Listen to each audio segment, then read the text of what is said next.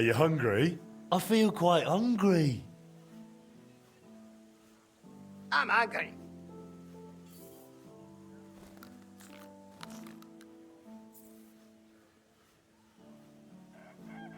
I'm Henry. Say Henry.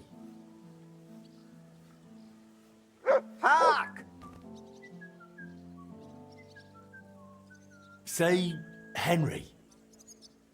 Trenby.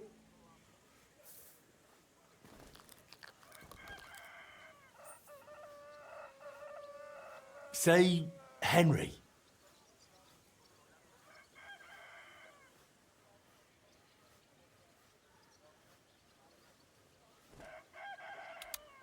Say Henry. Henry.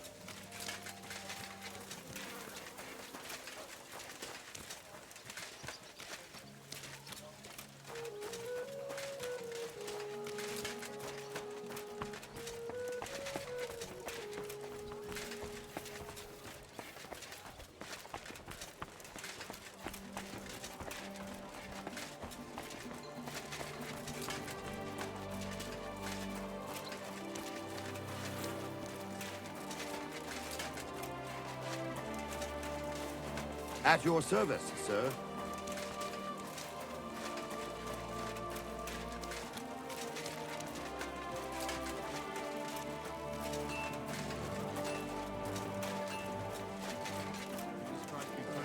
Greetings to you.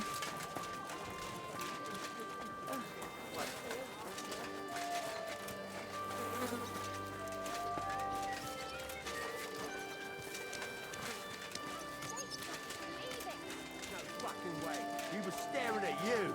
No, I wasn't. And even if I was, there's no law against it. I can look if I want, eh? No, you can't, you bastard.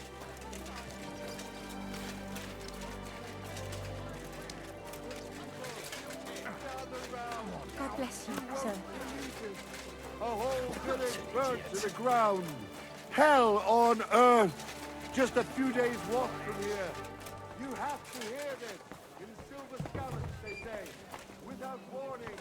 Attacked by human troops.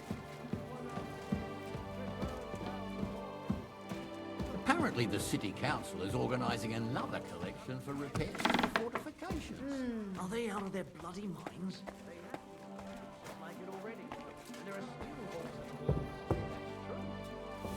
Good at fortifications, you can't do.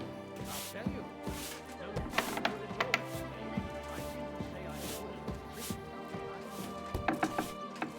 You're always welcome here, good sir. 20 men working their arms off. Conrad wins every time. I could go for something to eat now.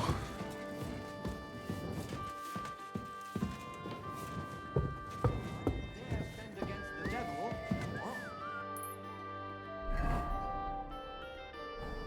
I heard about this one blow. What A a youngster. But they say no one stands a chance against him. Because he's in league with the devil.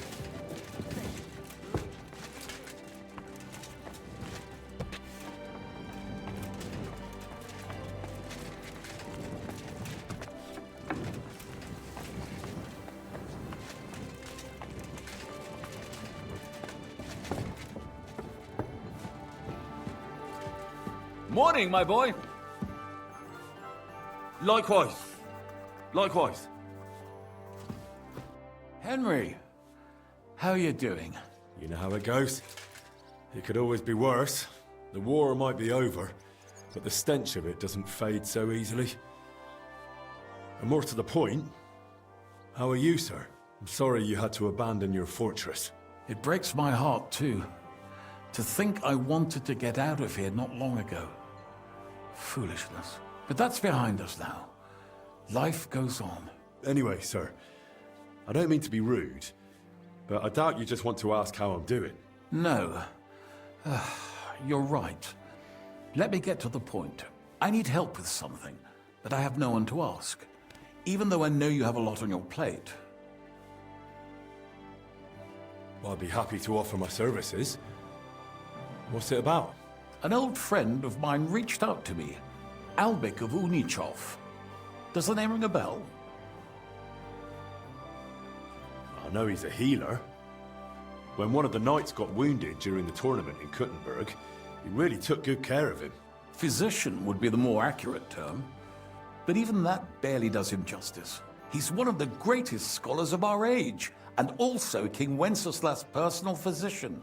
It's whispered at court that the king has fallen seriously ill while imprisoned in Vienna. Sigismund focuses on plundering his kingdom, and Wenceslas's health hardly seems to concern him, does it? Maybe. Damn. That does sound serious.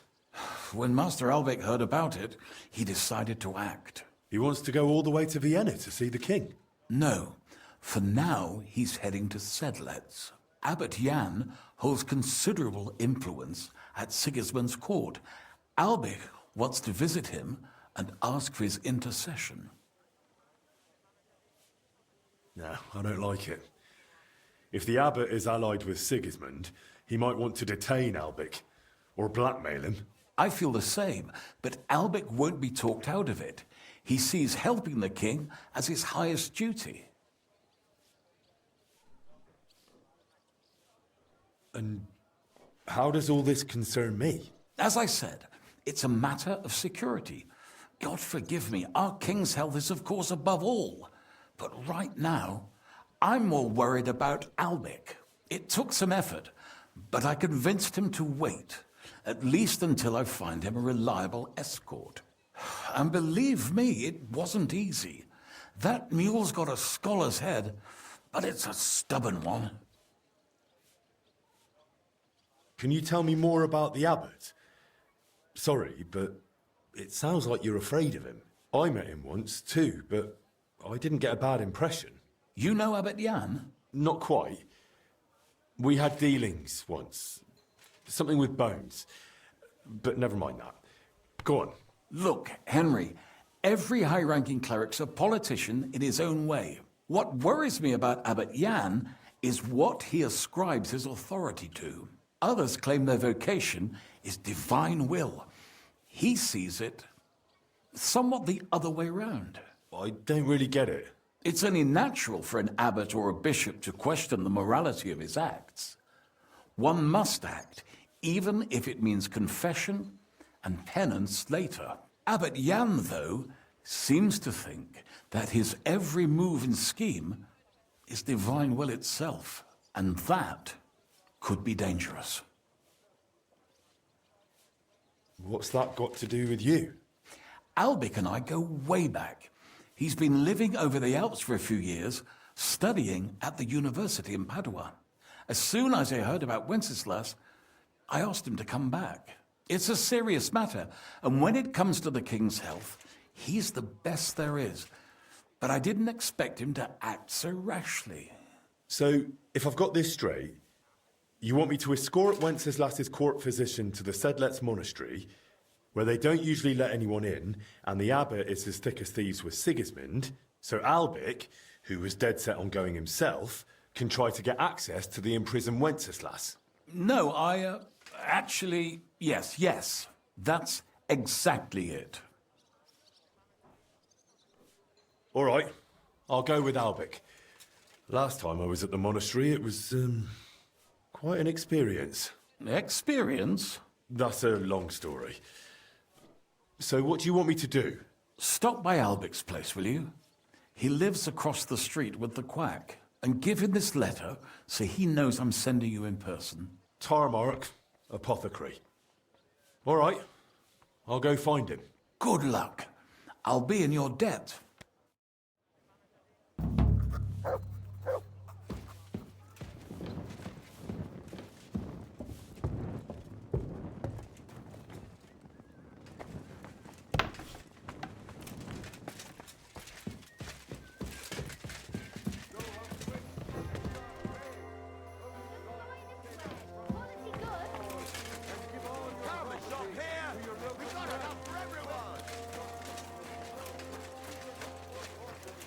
Don't be shy. Come closer and take a look. Quality goods here.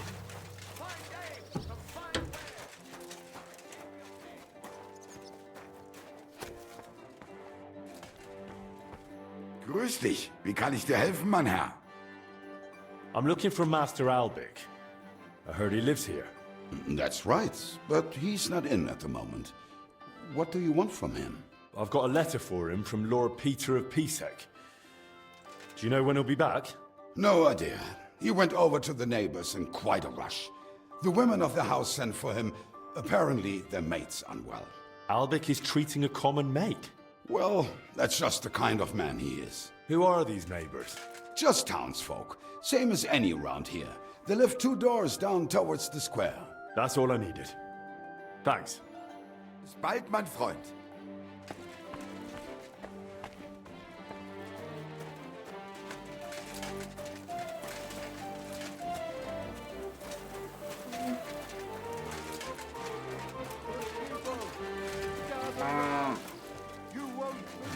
I could get into the house this way.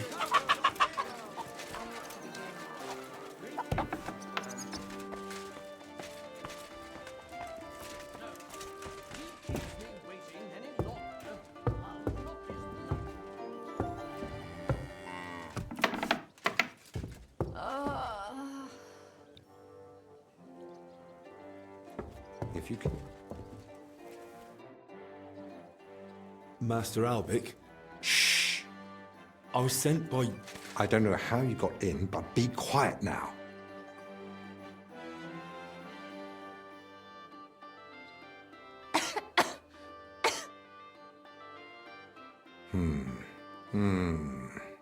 Take a deep breath.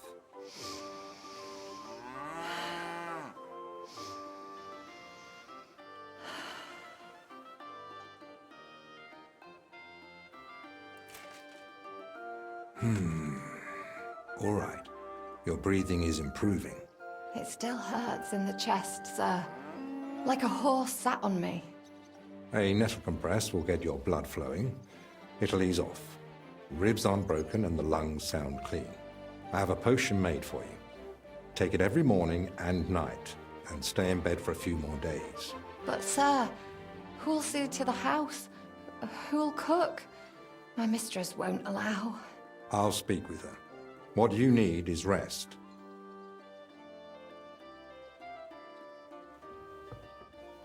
Thanks for waiting. I don't like being disturbed when treating patients. So, what can I do for you? Are you feeling unwell? Me? No. Lord Pisek sent me to see you. Ah, I think I know what this is about.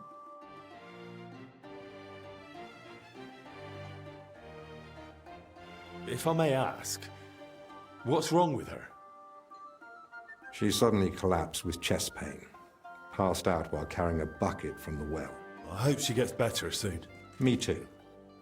But you didn't come about her, did you? I'm here as a messenger. Sir Peter of Pisek gave me this letter for you. Really? Let's have a look. Here it is. My name's Henry, and Lord Pisek says I should escort you to the monastery in Sedlitz. Yes, yes. Peter and I had a bit of a disagreement about this matter last time. Look, Henry, I appreciate your offer, but I don't think I require your services. Either way, you delivered the letter, and I am sure Lord Pisek will reward you for that. I heard you intend to ask at the monastery to help you get access to King Wenceslas. Is that true? Unfortunately, yes. I'm worried about his health, and I hope Abbot Jan might intercede on my behalf. You think Sigismund would listen to the abbot? It's a chance. And my conscience won't let me waste it. Are you seriously not afraid to go to the monastery alone? You do know Sigismund has taken up there, don't you? Sigismund? He's gone already. It may not be only him. Don't forget his influence. You can never be sure who to trust. I don't believe Sigismund would do anything to me. He has no reason to. And he doesn't act rashly. In a way, he actually owes me. Still, I wouldn't want to count on that. You really expect me to just walk away? Well, if you feel that... What the hell is that racket? Hey! Albec! Christ, give me strength. Another bunch of impatient wretches. Perhaps it's time I finally had a proper word with them. Get out here, you piss fart! Well, they don't look much like the debating sort. That's unfortunately true. On the other hand, it was fortunate Lord Pisek, despite my objections, sent me a personal guard, right? You mean me? Who else? Come on, in the worst case, I'll just see what you're made of. So, you finally decided to come out. About time. I won't be kept waiting in the street like some mangy mutt. I've told you several times already. I'm busy. Because you're wasting time on some wench instead of helping someone who actually matters. No person is more important than any other. Ha! For your own good, I'll pretend I didn't hear that nonsense.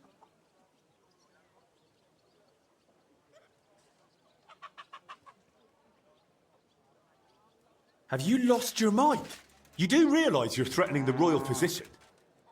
All it takes is one word, and you're off to the scaffold. What?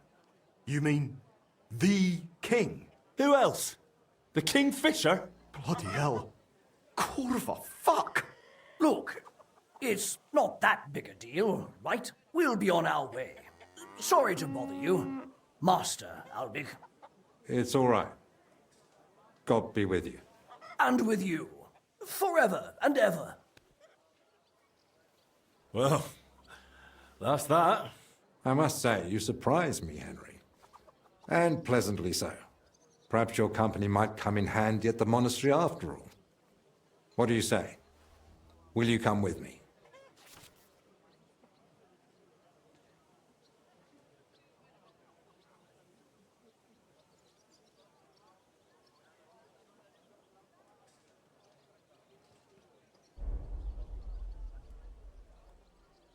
Well, I've still got a few things to take care of. But I'll be back soon.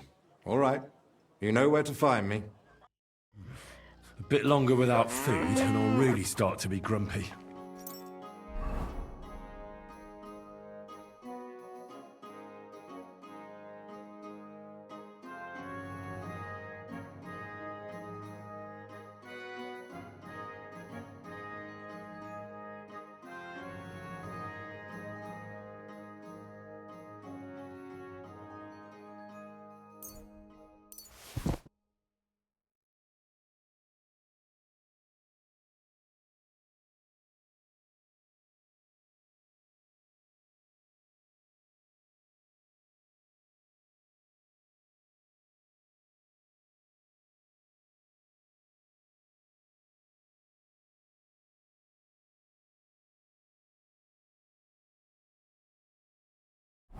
I could go for something to eat now.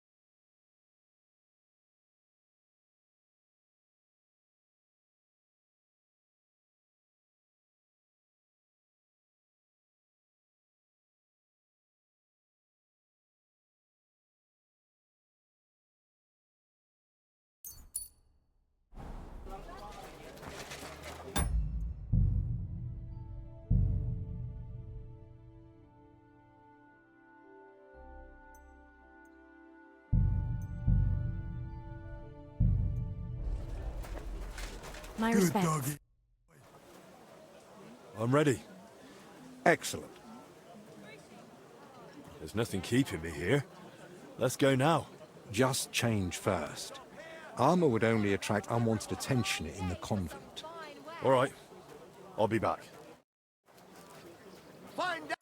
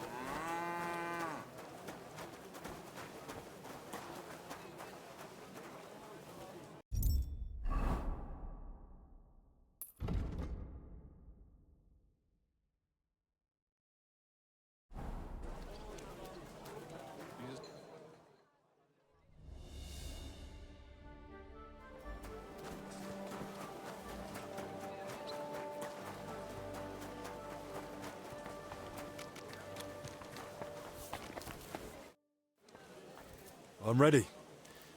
Let's go to the monastery. Excellent. There's nothing keeping me here. Let's go now. I'll just grab a few essentials. All right then. I think we can go. I've got everything I need. And you? I'm ready too. Let's go. Off we go.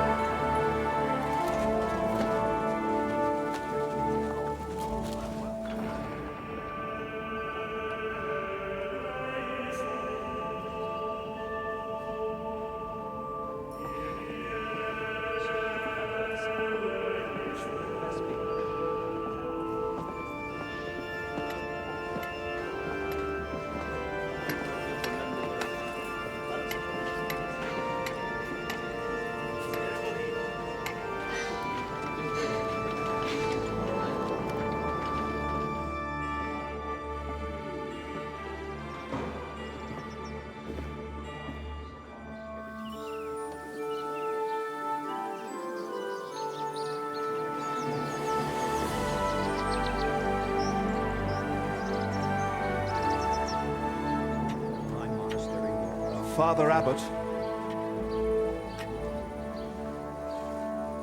Albert, my friend.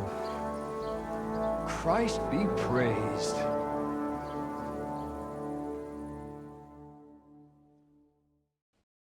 Master Albert, welcome. I admit I didn't expect we'd meet again so soon.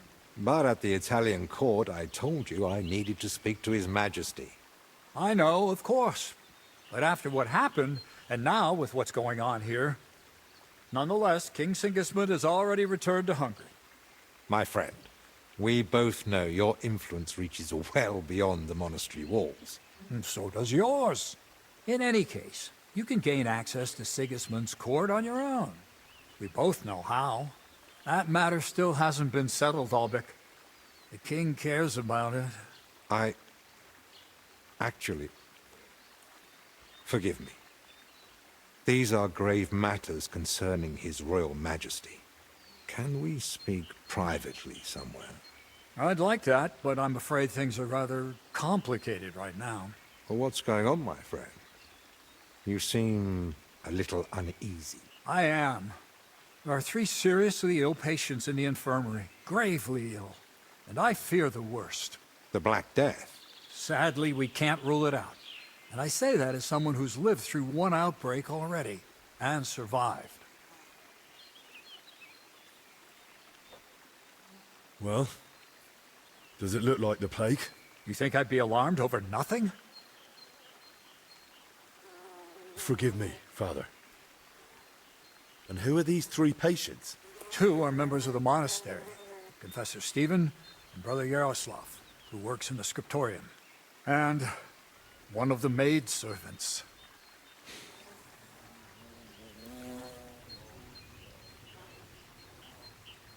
That doesn't make any sense. How could all 3 of them get infected? When the plague strikes full force, it's swift. That's not what I meant. You said yourself one of the sick is a maid. As far as I know, women aren't allowed in the cloister. True. So how could she have caught it along with 2 monks? That, alas, I don't know. Where would it have come from? The monastery is isolated. Few are allowed inside the cloisters. Before King Sigismund decided to stay here, we took in many folk fleeing his army. We gave those poor souls food, shelter. Some of them washed in clean water for the first time in weeks. And in poverty, hunger, and filth, all sorts of illnesses thrive. On top of that, there's construction going on inside the church. There are all sorts of craftsmen and laborers in the monastic courtyard. What are we going to do, Albic? We'll go and see to the sick, of course. Then there'll be no reason we can't speak to the abbot in private about our matter. Very well. Thank you, Albic, for volunteering. I wouldn't have dared ask it of you. No need to thank me. I'm a physician. And there are people here in need of help. Not only those in the infirmary. If we can rule out plague, that may put your mind at ease too. That's what I'm praying for. And of course, I'm open to discussing that matter of ours later on. I'll have a room prepared for you right in the infirmary. Brother Benedict, one of our novices, is there, and will tell you all you need to know. Thank you. But I'd like to ask one small favor. I've been here many times before, but Henry's here for the first time. Would one of the brothers be able to show him the monastery? I'd rather he not get lost like I did all those years ago. Of course. If you'd like, Henry, just ask Brother Petramil. I just spoke with him before you arrived. He'll show you around and gladly answer any questions. Thank you, Father. Very well. We've talked long enough. Let's get to work. Will you come with me to the infirmary, Henry? Of course. Wouldn't let you go alone, would I? I didn't think so.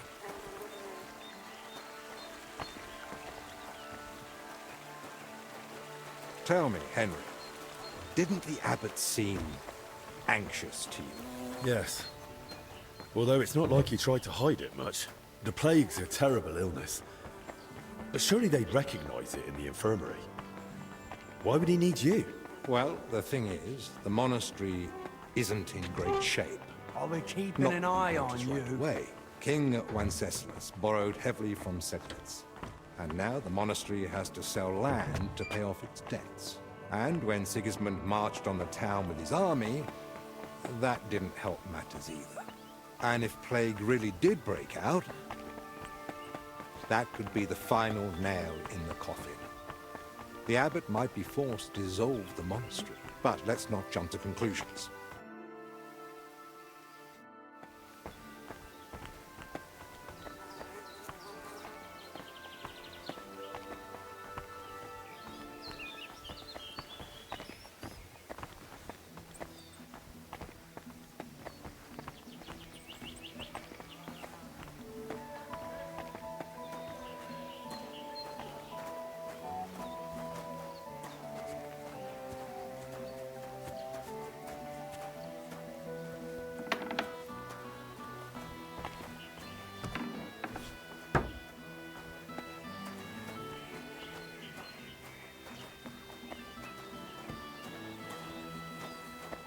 It's your bloody fault anyway. Oh, I struck you first, and that should have ended the duel, but no. You just had to have the last blow, didn't you? So, this is the Confessor. What do you make of it, Henry? I'm feeling it now, all right. My skull's pounding so bad I'm seeing double. He looks worn out. Doesn't even notice us. Whatever is wrong with him, it's clearly taken a toll. Exactly. At his age, any illness hits far harder than it would a young and healthy man. Well, the good news, I suppose, is that he's not in agony. Pain's part of life, but no one deserves to suffer too much.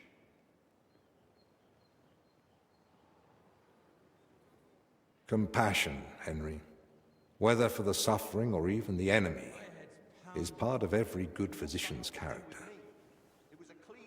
Unfortunately, not every physician is a good one. Albek? Albek of Unichov? Zacharias?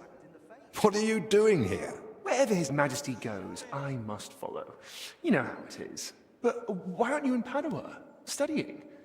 Have you been missing your homeland? I was summoned home for urgent matters. And since I'm here, the abbot asked for my help. Ah, yes. This plague he's so afraid of. Plague? Do you believe it? Am I such a poor teacher? Of course not. But until now, it was just my word against the abbot's. In other words, I am truly glad you're here, my friend. Henry, allow me to introduce Master Zacharias of Prchatsitz. He once studied under me, but became a trusted friend, and eventually the personal physician of King Sigismund. You flatter me, Albek. The road to that post was a good deal more torturous than you make it sound. And you are... Henry of Skalitz. By order of Sir Peter of Pisek, I'm here to protect Master Albik. Though I've no idea from what. But who am I to argue, eh? Quit complaining. You might find an aide like him more useful than you think. Anyway, this here is Dinesh. He didn't come entirely of his own will either, but he's proven a reliable man. Dinesh Latskvi, gentlemen. Well then, now we all know each other, shall we finally return to the matter of the patients? Zacharias, I presume the abbot summoned you for the same reason as me. Aye, though I've only had time to merely examine them all. So what did you find out? All three share the same symptoms. It begins with weakness, then comes fever, rash, and later bloody diarrhea. By far the best off is the confessor here. He can still talk. The maid and the translator from the scriptorium are much worse. They sleep most of the day, and when they do speak, it's nonsense, because they're delirious with fever. Right. In that case, first we need to bring down the fever. Have they given you anyone to assist? Yes, Benedict. He's a novice and a bit odd, but he knows more about alchemy than most. We'll need linen and clean water for compresses. Pre-boiled water is best. Have you got chamomile decoctions? Benedict brews a fresh batch every evening. And what are they feeding them? Mostly bread, fruit. Yesterday they had fish, but they haven't eaten much of it. That doesn't sound like proper food for the sick. If they've got a fever, they need to be drinking a lot, don't they? You're right. This is no good at all. They might as well be feeding them dry pretzels. They should be getting something light and nutritious, ideally in liquid form. Broths, stews, thin porridge. Agreed.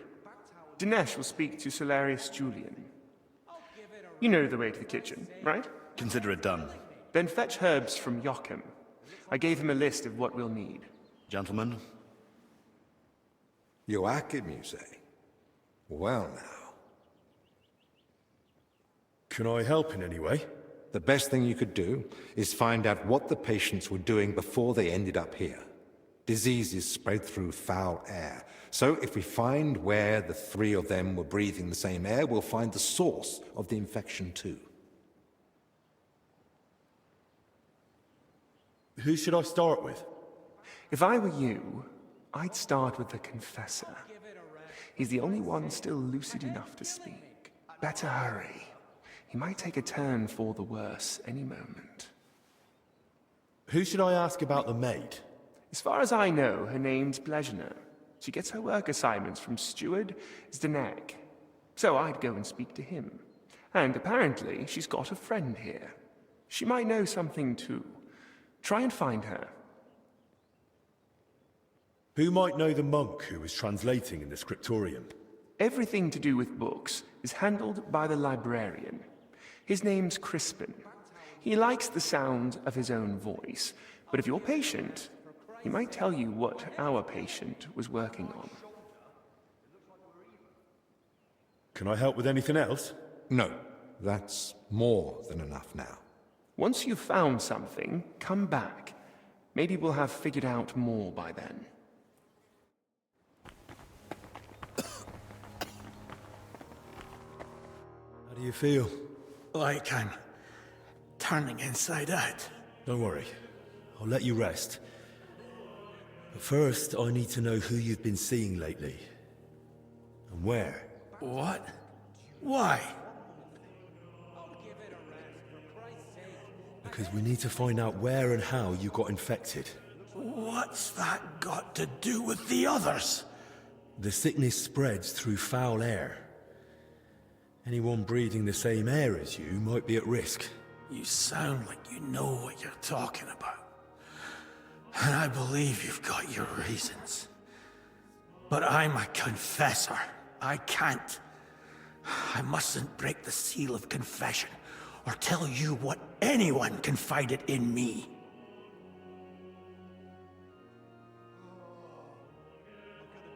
But this isn't just about you. Exactly. It's about the souls I help unburden of their sins. And the trust I'd be betraying. And what about those who never got the chance to confess? What if they catch the sickness and die? Don't their souls matter to you? It's not that. But I don't know how to help you. Can't you at least point me in the right direction? Perhaps you're right. I could at least point the way. There's something that might be connected to this dreadful sickness. Look in my cell. It's the one beneath the abbot's chamber, opposite the spiral staircase. Here's the key. I think you'll find something there that might help you. Thank you.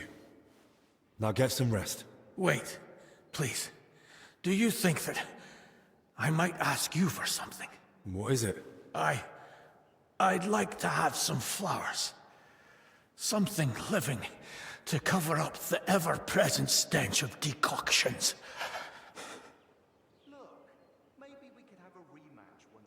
I'll see what's growing nearby and bring you some. It'll brighten the place up a bit at least. Thank you, lad. You're about fun as a funeral.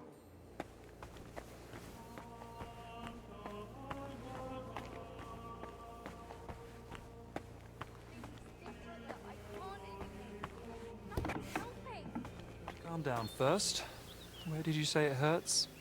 Down here, under my belly, it's like someone stabbed me with a red-hot poker. I see.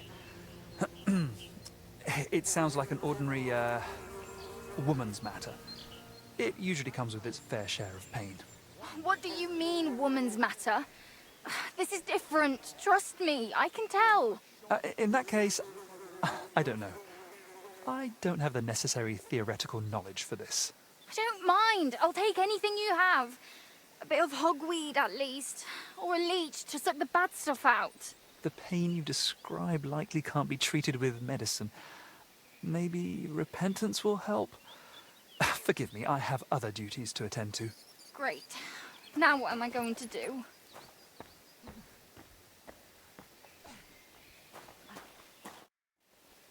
Is there anything I can help you with, good wife?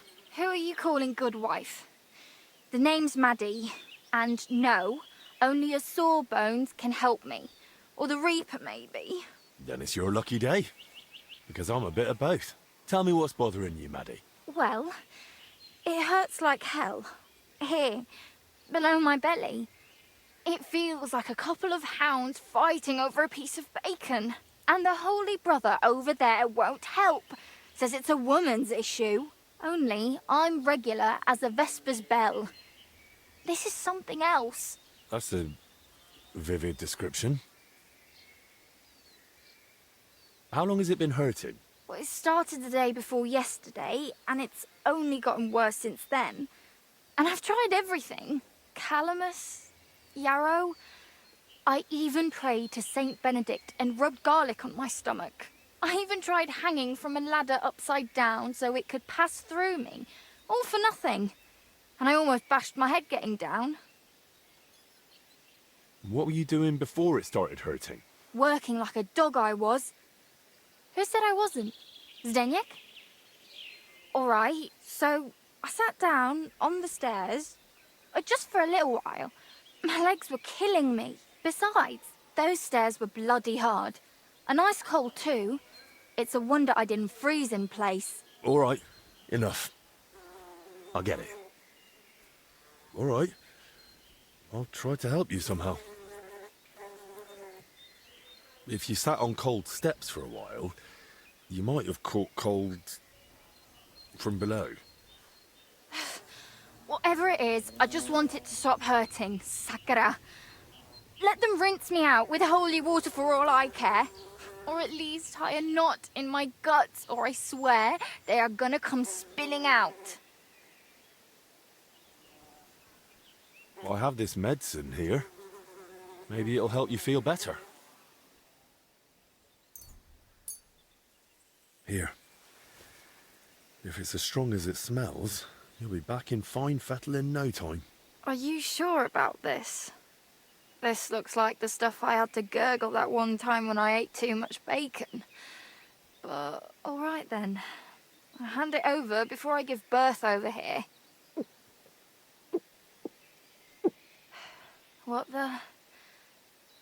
Holy Mary, did you hear that too? It's coming from my belly. That swill must be coming back up. What did you do to me? Now I need a bucket for each end.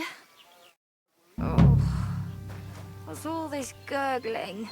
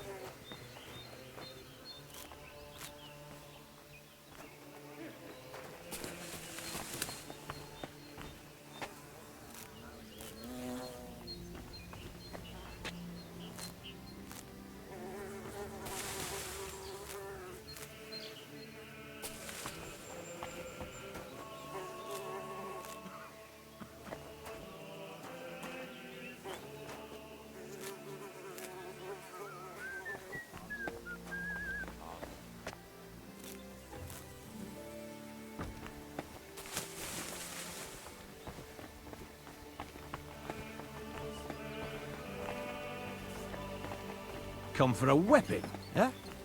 Piss off. What else could I expect from an idiot?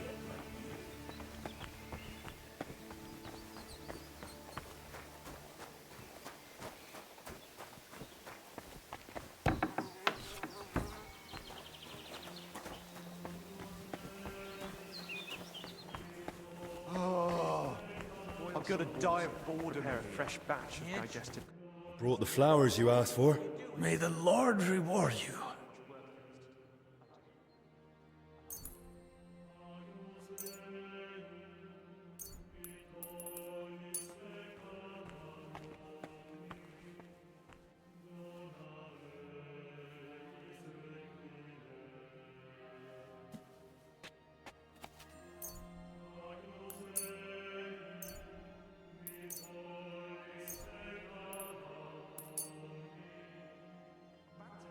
Here they are. Thank you, lad. Would you put them in the jug for me?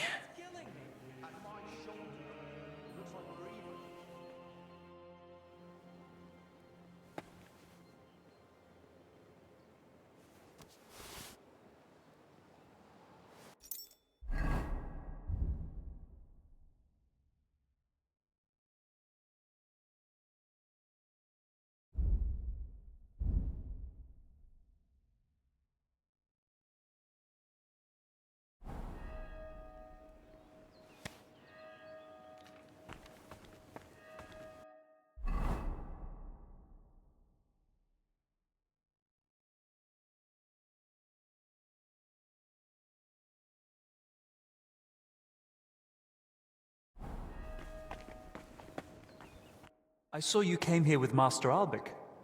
I suppose that would make you his assistant? Yes, I suppose you could say that. My name is Henry. Pleased to meet you. I'm Benedict the Novice, but I reckon the abbot already told you that. Yes. He said you would show us to our lodging, as well as the infirmary. Your room is at the other end of the infirmary. It'll be the door on the left. There's an alchemy workshop in the other room. Master Albic should find everything he needs there. Though if he needs any fresh herbs, there's also the monastery's garden. Brother Joachim, our herbalist, would be more than happy to help him. Good to know. Thank you. Will you tell me more about yourself? I can try. What would you like to know?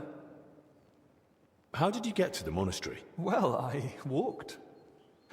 Or do you mean why I entered the abbey? I'm more interested in that. Very well. My parents are long dead, but I have 3 older brothers as well as 2 sisters.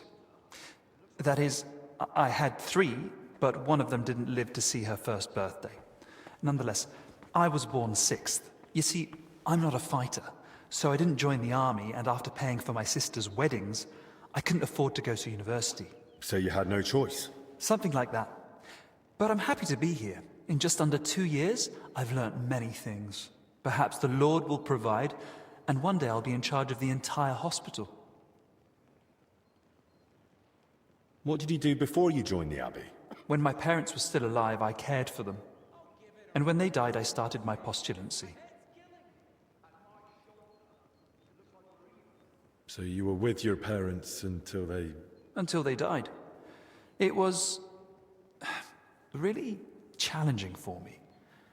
But I feel it helped me discover my calling. Caring for the sick, you mean? Yes. Why do you work at the infirmary, of all places? It's my divine calling. What do you mean, divine calling? The Lord chose me to become a healer, but he allowed me to learn through life and discover things for myself. How did you discover you were supposed to become a healer? I came to realize diseases don't cause me fear or aversion, or compassion for that matter. But isn't that natural? When you see someone suffering, you shouldn't just be completely indifferent. Imagine you have a stoneworker with a crushed foot come in, bones poking out and bleeding like a stuck pig. Is it better to comfort him, or to decide in time that he'll probably lose the foot anyway, tourniquet the wound, and go and get a saw? It sounds like you're in the right place then. I'm glad you think so. And between us, so do I. How's life in the abbey? You're expecting me to complain, aren't you? I'm perfectly happy with a routine life. You eat from the same bowls at the same table every morning. Prayer is at the same time every day. And I fall asleep in the same bed every night. What more could you want? If I ever need my wounds treated, can I come to you? Of course. It's my job after all. I'm here most days, so you know where to find me.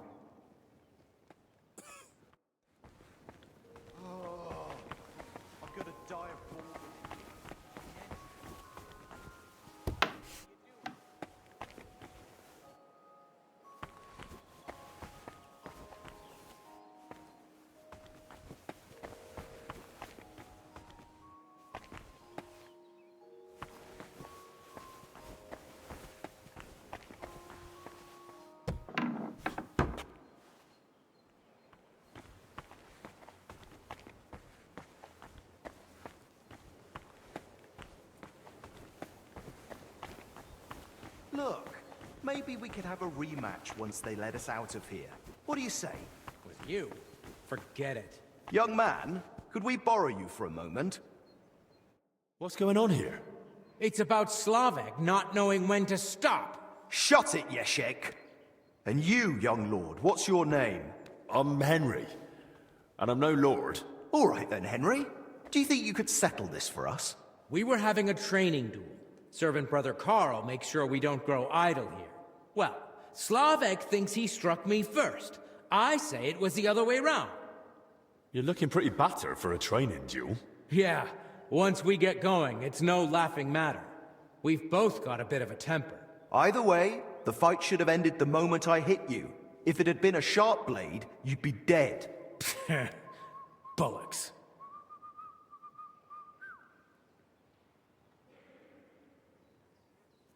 Listening to you two, I'm tempted to have a duel myself. Go to our camp. Brother Carl is always happy to have someone new. But before that, could you judge our dispute? What do you say? How did it happen from your point of view, Yashek?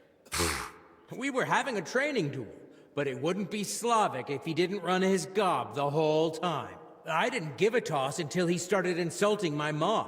I won't have anyone doing that in front of me. That's serious. What did he say? That she squints, and I've got it from her. I warned him to shut his gob or he's done for. I gave him a jab in the shoulder, well-placed and educational, to end the fight then and there. But he got all riled up and came back at me. That's a load of crap. He pounced at me out of nowhere. I was only defending myself. I still want to hear what Slavek has to say. Now that's more like it. We just wanted to warm up a bit. Attack, block.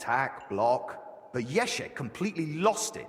Left lower cut, lunge at the knee, then straight for the ribs from the right. All at full force, like he was trying to kill me. So I shout, "Ease up, have you lost your fucking mind?" And the idiot goes even harder. So I smacked him one. What else was I supposed to do? Where exactly did you hit him? Where do you think? Right on the skull. I blacked out for a moment, but then I just saw red. Yeah, he looked like he'd completely snapped. He swung and... Ow! Bloody hell! He struck down at me with a full swing straight to the collarbone. Oh, come off it. You're making half of that up. This bickering of yours is tiring. I'll tell you what I think, but then you'll both shut up. All right?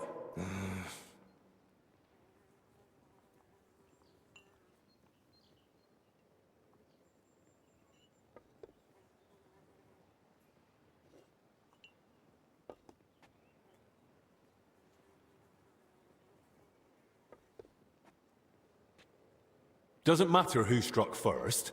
It was a training fight. Oh, it hurt like a real one. Yeah, I'll have a scar across half my head because of it. If either of you knew a master strike, you might have come off a bit better. Or at least one of you would have. Master strike? Your armed brethren probably call it a Meisterhowl. You deflect an attack and strike your opponent in one move. Oh, don't give us that. Nothing beats a good, solid smack in the teeth. My thoughts exactly. We could still have a bout, though, eh, Yeshek? Once they let us out. I'm still pissed at you over the last one. Oh, come on. I didn't mean that stuff about your ma. I've never even seen her. And anyway, I'm glad I ended up in the infirmary with you. What more do we need? Yeah, no Ludolf breathing down our necks day in, day out. Who's Ludolf? Our commander. Tough, strict, but fair. He's the only real knight among us, really. Came from Marienburg. That's a castle belonging to the Order. It's supposed to be massive. I'd love to see it one day. I haven't set foot outside Bohemia in my whole life. Don't worry. You'll see it when we march out of here. But till then, we're stuck here for a while. Well, I wish you both a swift recovery. I'll be off now. Thanks. By the way, if you run into Brother Carl, tell him not to take it to heart. We brought it on ourselves. He's a good man, and if you wanted, I'm sure he'd let you train with us at the camp. Just tell him you know us. But watch yourself, so you don't end up like the two of us. I don't think Carl could take that. I'll keep that in mind. And Henry, before you go, I have one more favor to ask. When they were carrying me here, I dropped my purse somewhere along the way. A nice one, made of leather. Could you look for it? It had all my coin in it, but I can barely stand, let alone go searching. Do you at least know where you lost it? They dragged me along the path by the ponds. At one point, I got snagged on some bush, so they were yanking me back and forth, and I reckon that's when the purse got shaken loose. It was near that stone well in front of the main entrance to the church. All right, I'll have a look. Maybe no one's picked it up yet. Thanks. I'd be grateful.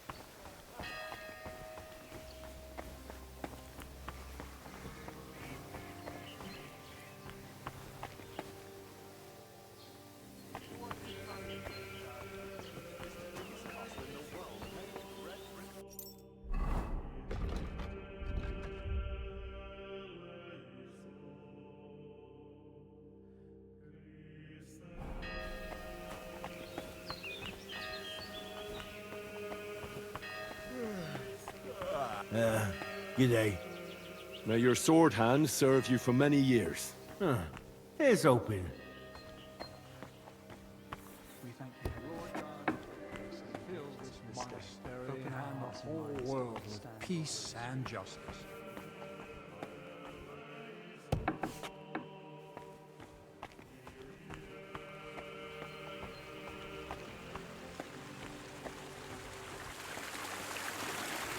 Oh, another sister. And I still don't know where that water is coming from. Here, in the middle of the monastery. Well, well. Who do we have here? Greetings. May you remain in good health. Mm-hmm.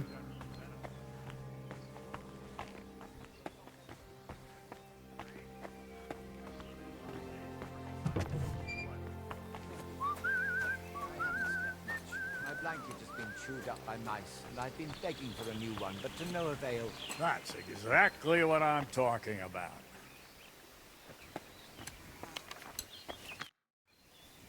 Brother Petramil? Yes, and you are? My name's Henry. I'm accompanying Albic of Unichov. The abbot said you'd show me around the monastery. Of course. The monastery grounds are extensive, and I'm glad you're open to advice on getting around. Would you like to go now? Yes, please.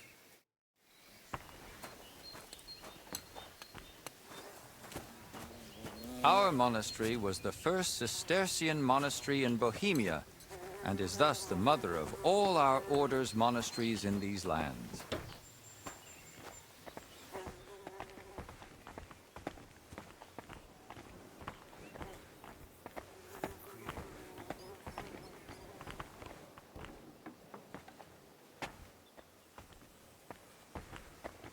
This is the gate to the monastery.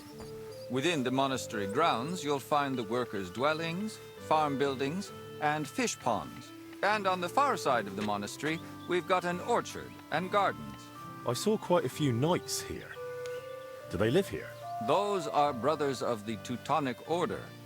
The abbot offered them lodging while they're gathering resources in Kuttenberg for their next campaign. How long are they supposed to stay? No one knows. But it doesn't look like they're in any great hurry.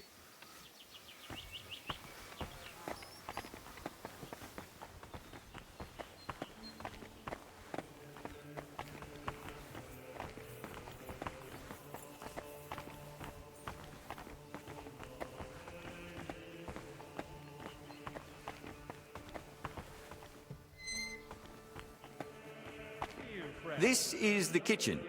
From here, Salarius Julian oversees the state of the monastery stores and the meals for the brothers.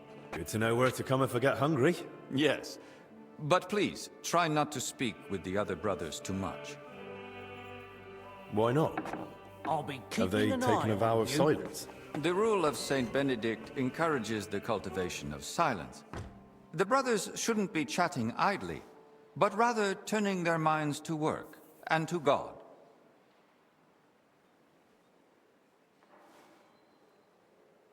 Do they all really stick to that? Well, fewer brothers than would be ideal. Let's continue the tour. Please, follow me.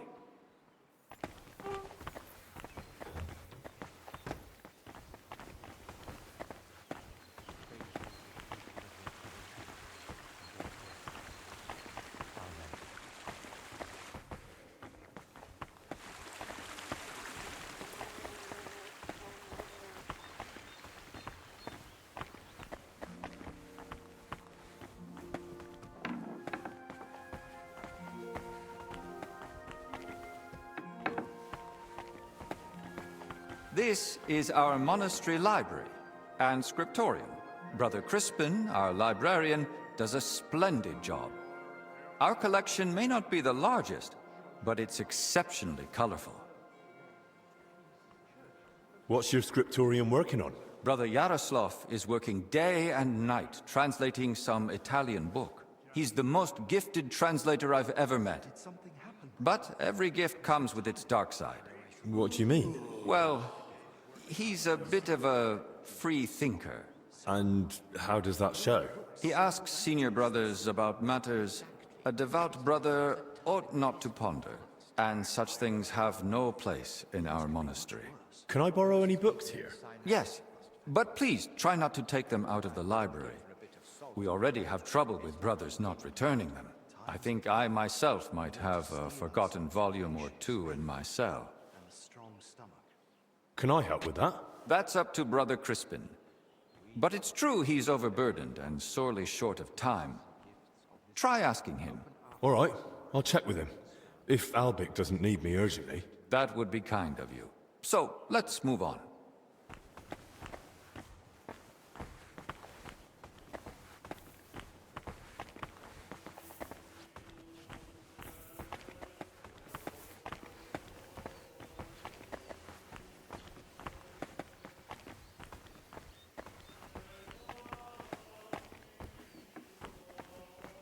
This is the chapter hall. Here, Abbot Jan receives important visitors and pilgrims. You mean like when Sigismund came? Of course. That was the most important visit, and duty of recent years. And what was his visit like? We barely noticed His Majesty. He had his own wing for himself and his retinue. We're now returning it to a more appropriate state for the monastery's needs. Until then, it remains closed. Have you had any other such visitors recently? When Sigismund left, his court physician, Master Zacharias, remained. And what does he do here? He's assisting Brother Benedict in the infirmary, and also teaching him new things. So, why exactly has your master come? He wants to ask the abbot for something. I see. And he hopes it'll succeed? Well, he's rather stubborn. And he seems on good terms with the abbot, so who knows? Indeed. Let's continue the tour. Please, follow me.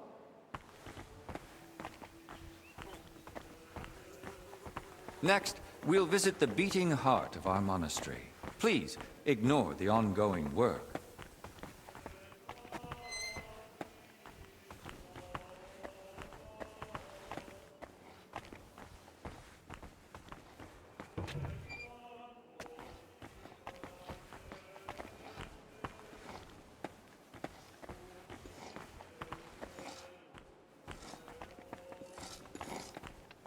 Welcome to the Church of the Assumption of the Virgin Mary. It's the pride of our monastery and the dominant landmark of the region. I've been staring at it from Kuttenberg. I'm glad to finally get to see inside. And soon, it won't be the only spiritual beacon in the region. What do you mean? The Church of St. Barbara, being built outside Kuttenberg, belongs to a different parish. And so the spiritual oversight of Kuttenberg will be split between our two churches, as decided by the papal legate. You sent for a papal envoy? No one else could justly resolve the dispute, but a representative of the Holy See. And while his methods were unusual, he was a splendid diplomat. Let's continue the tour. There's not much left now.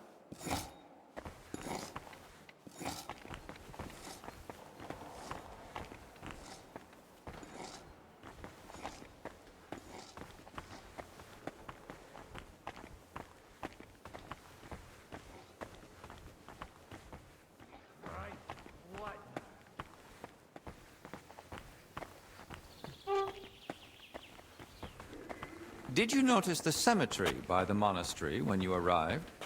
No. I was more focused on Albic. I see. Then let me inform you. Over 10,000 bodies are buried here, and some were brought from over 100 miles away. Why here of all places? Over a century ago, Abbot Heidenreich went on a pilgrimage to the Holy Land and brought back soil from Christ's tomb. Since then, people have come here in great numbers. After the plague and the wars of recent years, their numbers have only grown. We recently built the ossuary to have a place to lay the dead. These cells are reserved for brothers who hold an official position in the monastery. And which cell is yours? If you come through the garden gate, it's the first cell on the right. But I spend most of the day making rounds around the monastery, or assisting the abbot, who has his office above us. Where does that gate lead? To the garden surrounding the monastery. If you ever crave solitude and natural beauty within the monastery walls, do not hesitate to visit. Why are they here specifically? The abbot's study is upstairs, so we can be close at hand. Should we move on? Please, this way. Next, I'll show you the abbot's chapel. Won't the abbot mind? Apparently not. The Right Reverend instructed me to give you as thorough a tour of the monastery as possible, including the chapel. He said ignorance mustn't hinder your ability to assist your master.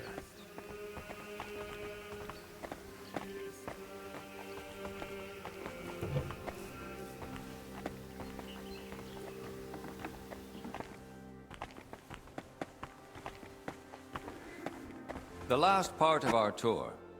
This chapel is where the abbot himself prays. The painting above the altar shows Archangel Michael weighing souls on a scale. We see sinners cast to hellish beasts and pious souls rising to the gates of heaven. Weighed against what? Sins against acts of humility, sacrifice, and labor. A humble and disciplined life. And that's enough? Sin isn't easily redeemed.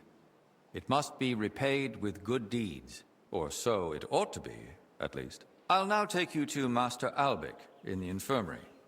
Please follow me.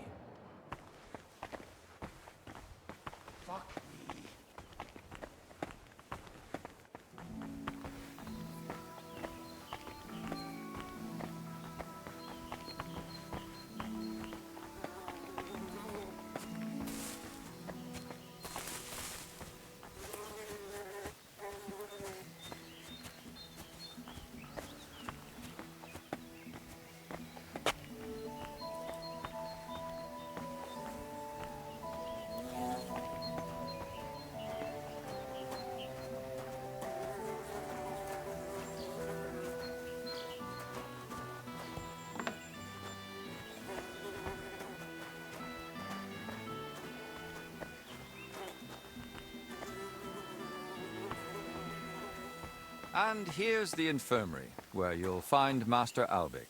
Anything else you'd like to ask? Are there any other interesting places you haven't shown me? What exactly are you helping Master Albic with?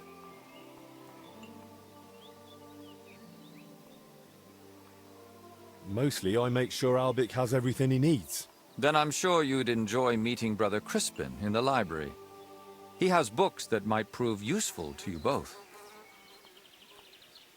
Are there places I'm not allowed?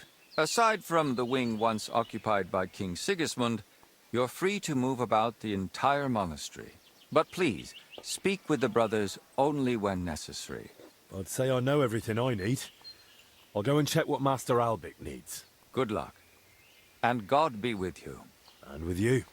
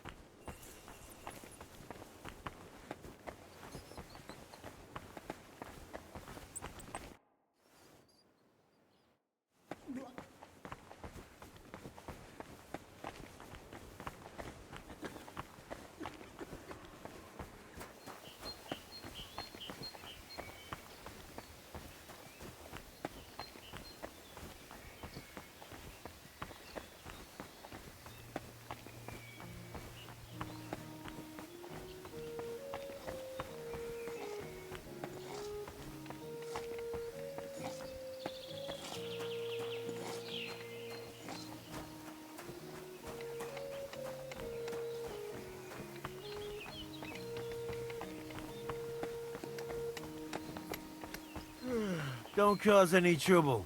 Got it? God be with you. How's the watch going? Not bad so far.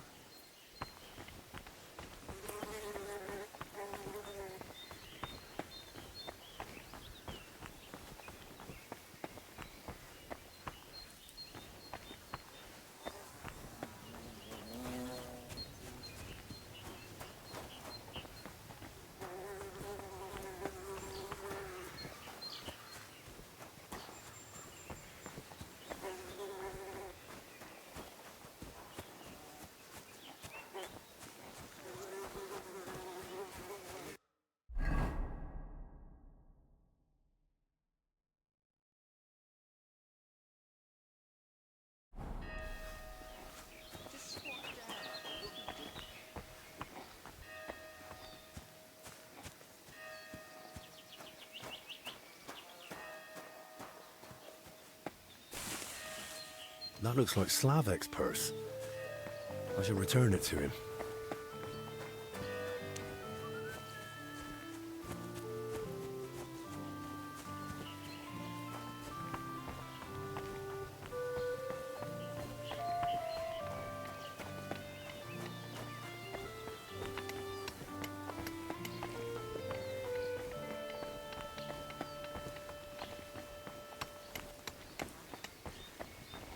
pail.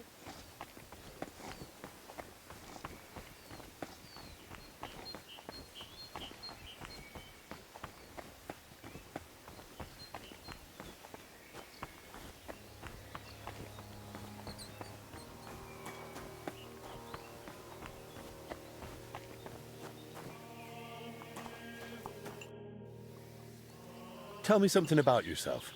What do you want to know? Where are you from? I was born in Zadar, that is in Dalmatia by the sea. I grew up at my uncle Stepan Latkovich's court. Until recently, he governed a huge estate in central Croatia, Dalmatia, and Slavonia. Until recently? After an unfortunate event, our lands and properties went to Sigismund's father-in-law, Herman of Scilly.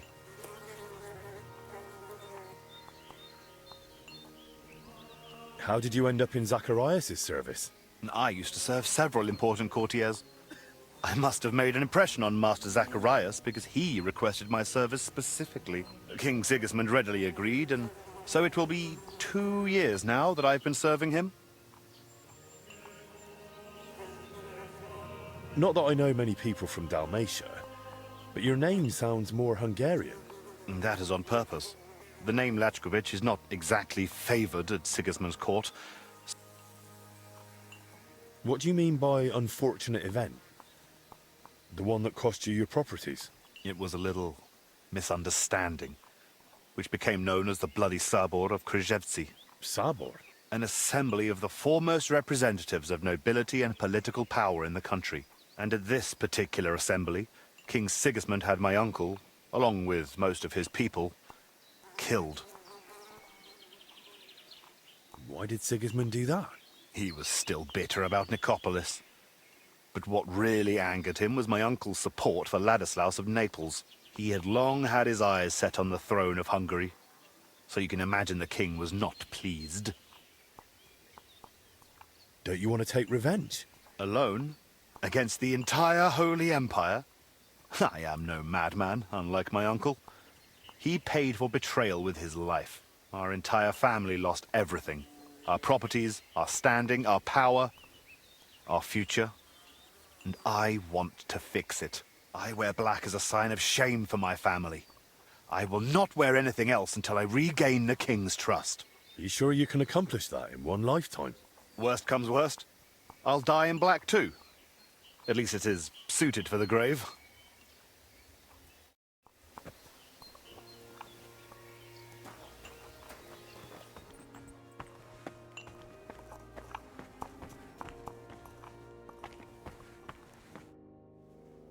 About that purse of yours. Yes? Did you find it? I did. It was lying by the path next to that big bush, just like you said. Really? Let's see. Here you are. That's the one! Thanks, Henry. Here, this for you, for your help. Without that purse, I'd be a beggar. Not much of a reward, I know. You'll probably earn more working with Master Albic. Oh. You know what? I'll teach you a trick I picked up recently. Might come in handy one day. A trick, eh? Go on then. When a bigger bloke comes charging at you, move quickly to the side and stick out your elbow. Aim just under the ribs. It's a tender spot. If you land it, he'll fold like a sack, wheezing like an old nag. Thanks. I'll remember that.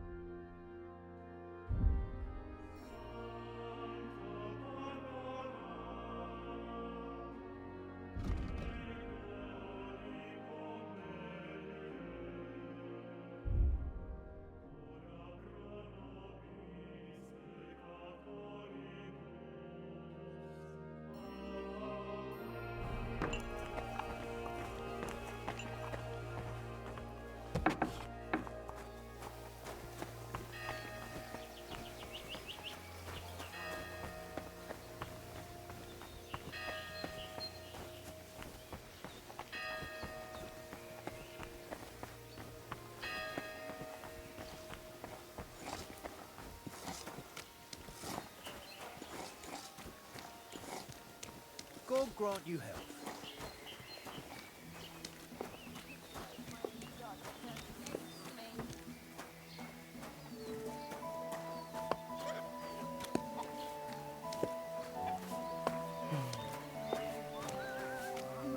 Greetings. What do you want? You're Zdeněk, right? They say you're the steward here. I need to find out something about Blazena. She's lying in the infirmary. What's it to you? She's in a bad way. Master Albic is treating her, but to work out what's wrong, I need to know what she's been doing lately. Oh, I see. That's different. What do you want to know, then? What sort of work does Blazena usually do? All sorts. She's a maid, so she does whatever needs doing. Did she ever go into the monastery? What would she do there? Women aren't allowed in. But she still manages to get where she's not allowed. What do you mean by that? It'll sound terrible with her being sick now. Whatever it is, out with it. I think she's been stealing. Lately, food's been going missing from the pantry, and she and I are the only ones with a key. I was just about to throw her out, but then she fell ill.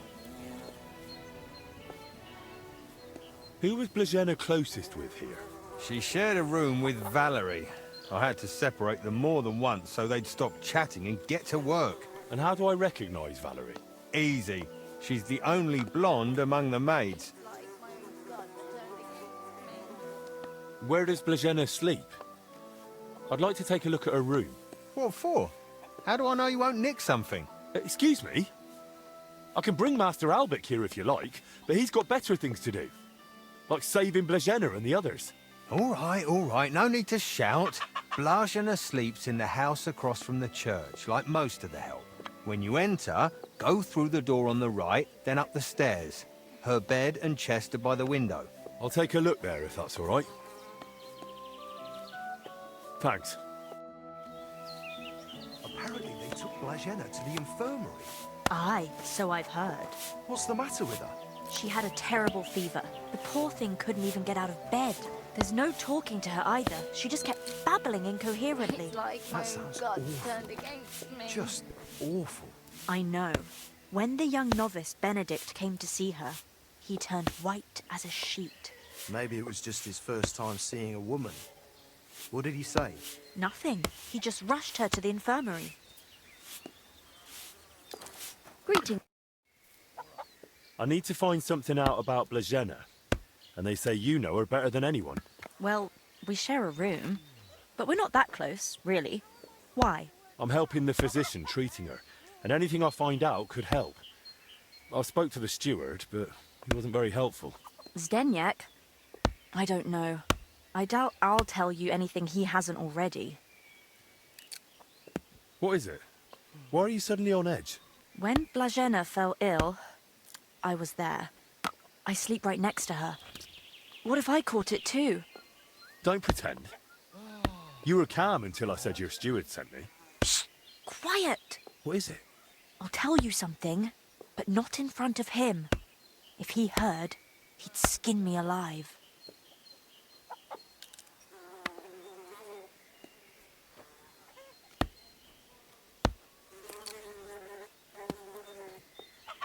Don't worry, I won't let that happen. If it comes to it, I'll speak to the abbot in your favour. And the abbot will listen to you. If not to me, then he'll listen to Master Albic for sure. He's a royal physician, and that counts for something. All right then. What did Zdeněk tell you about Blazena? Well, he said he suspects that Blazena's been stealing. That scoundrel! I knew he'd try feeding you lies.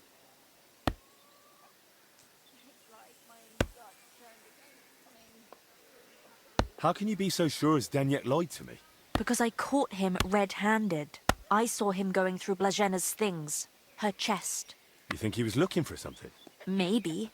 I saw him take something out of her chest.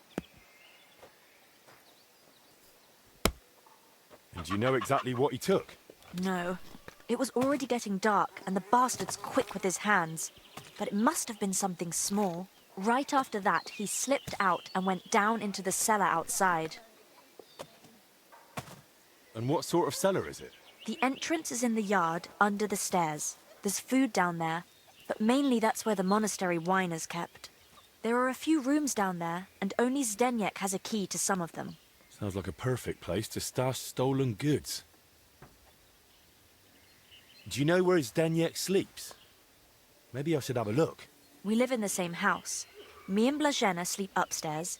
He's got a bed in the kitchen downstairs, just opposite the door. But why would Zdeněk lie about Blazena stealing? I don't know what went on between them, but lately he's been giving her a hard time. I think he wants to get rid of her. Now? When poor Blazena's ill? That's just grist to his mill. The poor lass can't even defend herself, and he wants to take advantage of it. Why would the steward want to get rid of an ordinary maid? Isn't it enough that he's a scoundrel? Maybe he fancied her and she laughed in his face. Serves him right. Tell me, you're a bit of a gossip, aren't you? Me? I beg your pardon. One day's like the next round here. The monks don't even glance at me, so I just listen to what they talk about. You never know when it might come in handy. Did Blazena have a sweetheart? That? I'm not entirely sure. So someone's been sniffing round her? I only ever saw her once, chatting cheerfully in the doorway of the monastery with some monk. Monks aren't supposed to talk to women, right? And I haven't told anyone but you about it, and you keep it to yourself too. Blazena's got it hard enough as it is. Where did Blazena usually go around the monastery? All over? Right, but that doesn't help me. Where did only she go?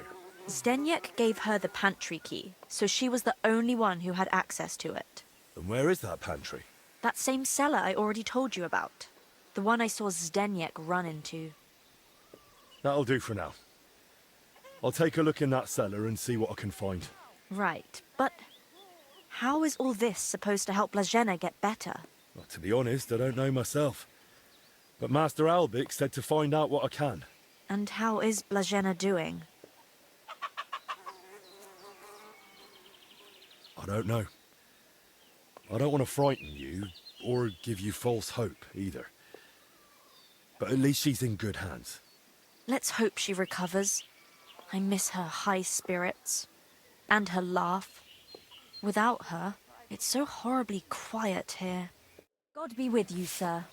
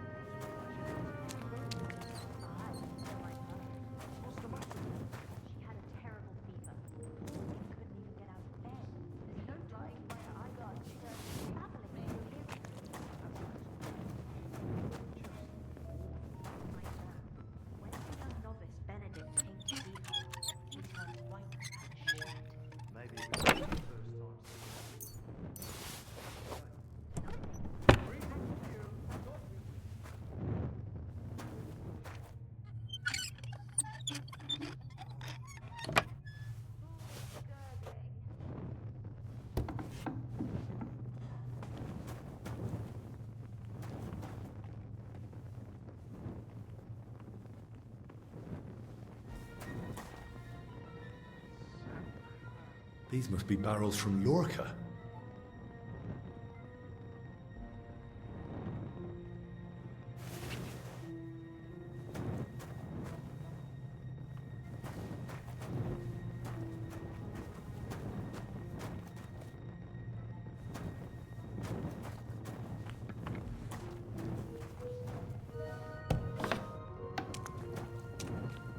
That's a lot of water. What's Zdeněk using it for?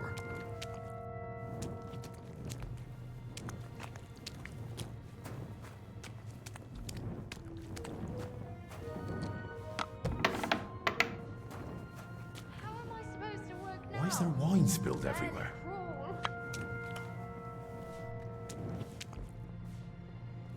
An empty wine barrel.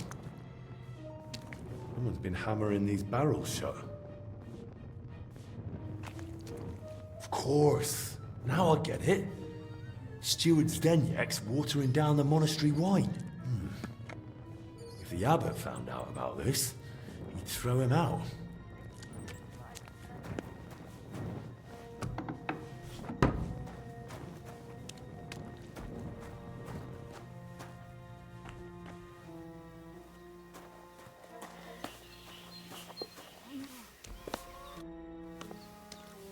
I know you're watering down the monastery wine.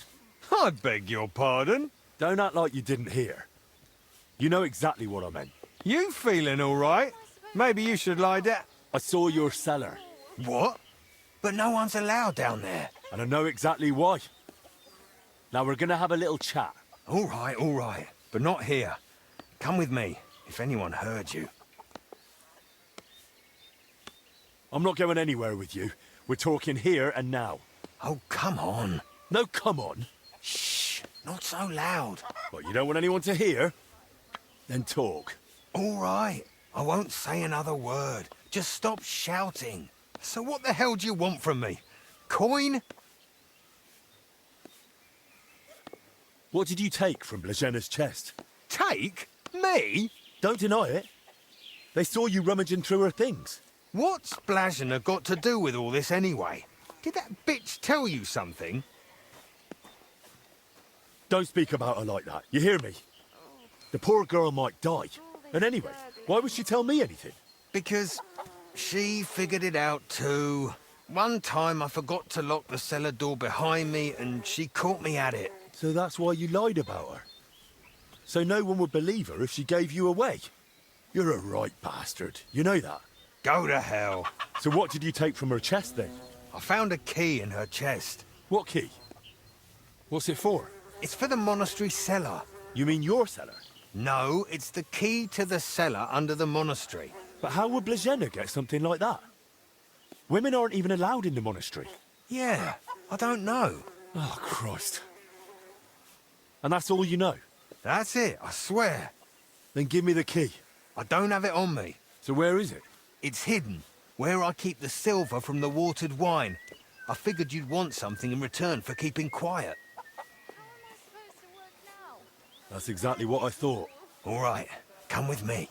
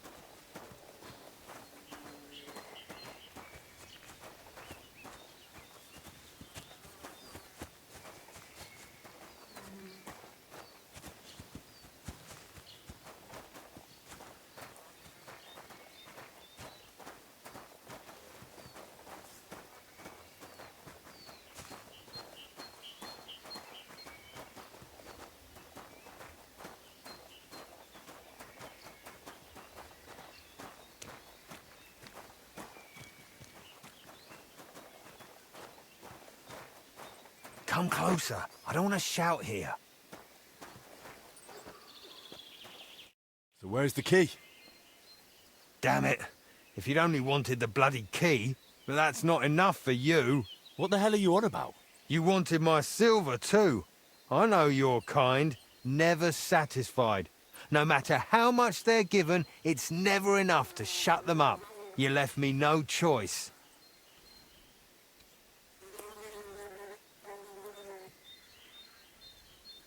Think carefully whether all that silver is really worth it. You think? Even without my armor, I'd deal with you easy. Christ almighty, fine. Here's the key and the silver. You're finally talking sense. Wait! Promise me you won't tell the abbot about the wine. He'd have me hanged, or kicked out if I'm lucky. But if I stay here at the monastery, I could be useful to you. How useful? As the steward, I can get all sorts. Lockpicks and other handy things. We'll see. I'll think about it. But now clear off.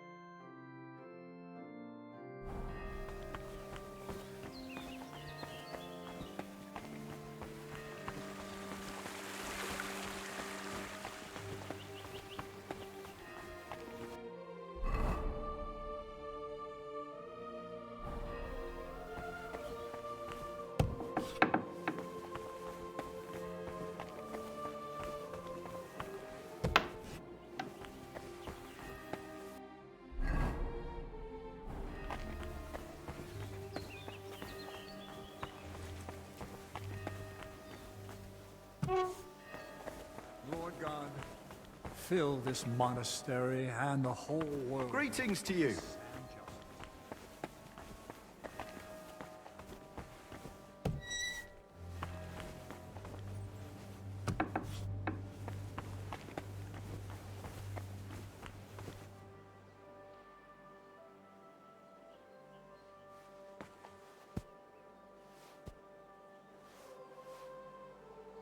Our Father, who art in heaven, hallowed be thy name. Thy kingdom come, thy will be done, on earth as it is in heaven. Give us this day our daily bread, and forgive us our trespasses, as we forgive those who trespass against us. And lead us not into temptation, but deliver us from evil. Amen. Hail Mary, full of grace, the Lord is with thee. Blessed art thou among women, and blessed is the fruit of thy womb, Jesus. Holy Mary, Mother of God, pray for us sinners now and at the hour of our death. Amen.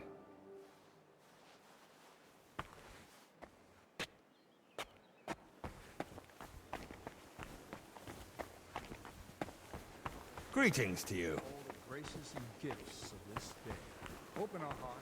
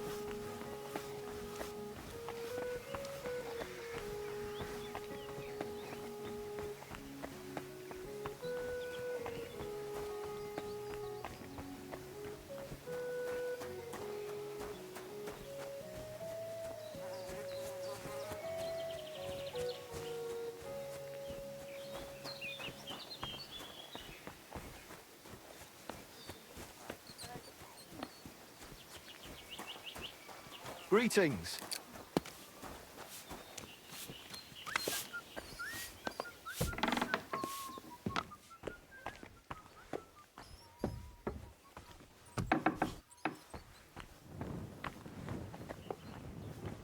Let me give you a piece of advice. Stay away from those laborers working on the monastery. Those pigs approached me with those filthy hands of theirs. It made me sick. They gathered up my breast.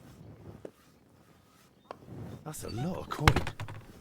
Suspiciously much for a common maid. The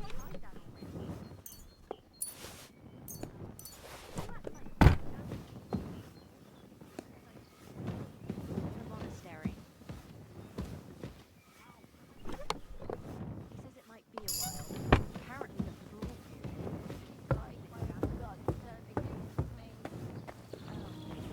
Good day.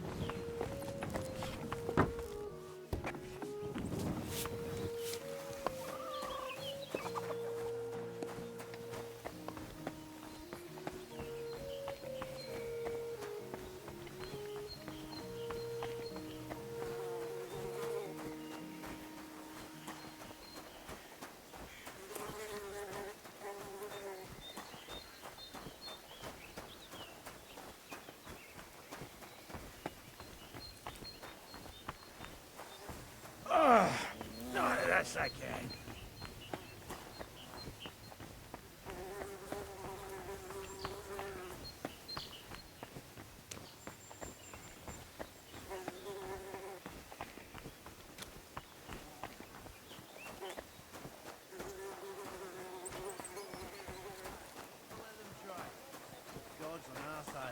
Don't cause God any be with trouble. you, my friend. Got it? God be with you. How's the watch going? Not bad, so far. Greetings, friend. God be with you. Greetings. What do you need? I heard you're doing combat training here. That's right. As a brother in arms, I see to it that our men are well prepared. Carl's the name. I'm Henry. I've only just arrived in Sedlitz. I've come as a protector of Master Albich. That's an honorable task. Guarding someone so important. You must be quite the fighter. I can handle a weapon well enough. By the way, Slavek and Yeshek send their regards. I ran into them in the infirmary. Don't even mention those two. I like them, but they never know when to stop. Always end up battered for no good reason. Anyway, if you'd like to train with us, you're more than welcome. What are the rules? We start with the short sword. It's a quick and effective weapon. Our men must wield it like an extension of their own arm. We use wooden weapons. I had to ban iron, or some of these blokes would have ended up killing each other. The duel lasts until one fighter lands enough hits on the other, or until one of them yields.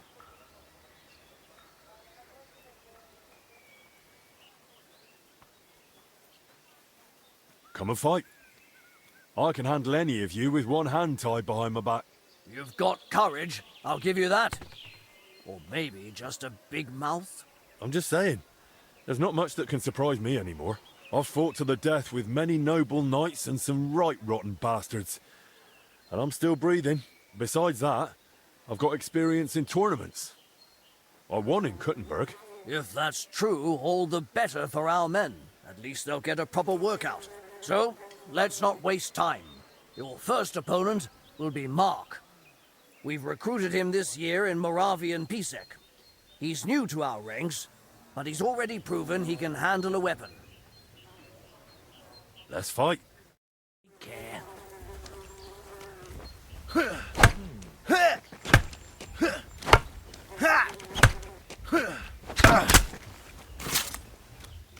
The executioner's sharpening his axe for you.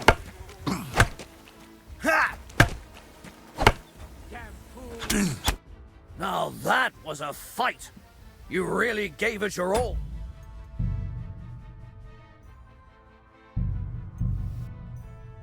Of course. Now I get it. Steward Zdenyek's watering down the monastery wine.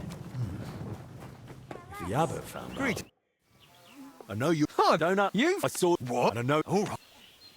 I'm not. Oh. No. Shh. But you know what? All right. So what? What did you take? Don't deny. What? Don't speak. And anyway. Because one. So that you're a go. So what? I found. What kid? It's for the. You mean you? No. But how? Yeah. Oh, that's it. And give me. I don't. So where? It's here. Oh, well, I'm here. Keep the silver. Really? Come with me. Care less.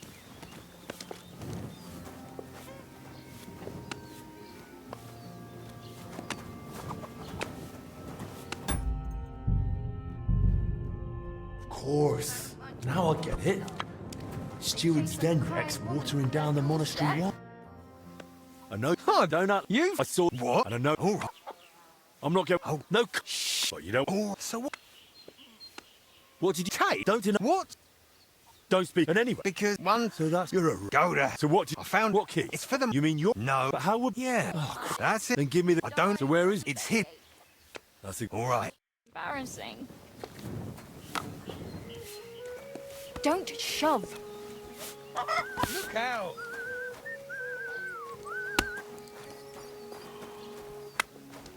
Let me give you a piece of advice.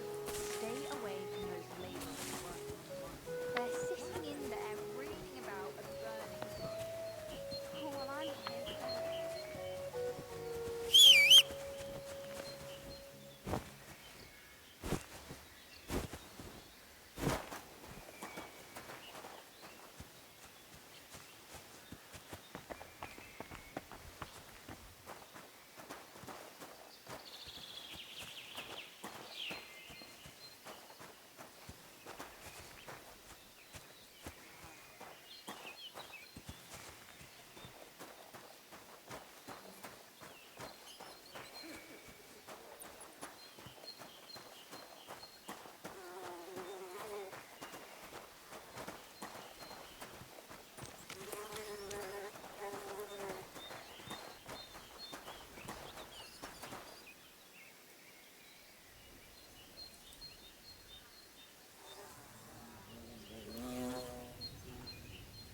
closer.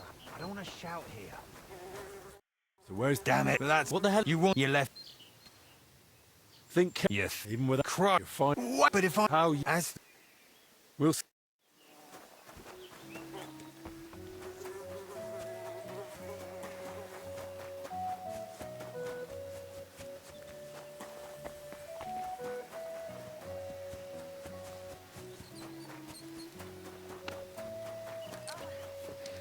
Mother Mary, you've given birth.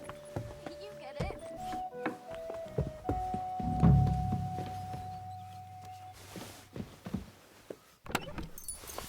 That's a lot of coin. Suspiciously much for a common maid. Good day. What are you poking around that door for, eh?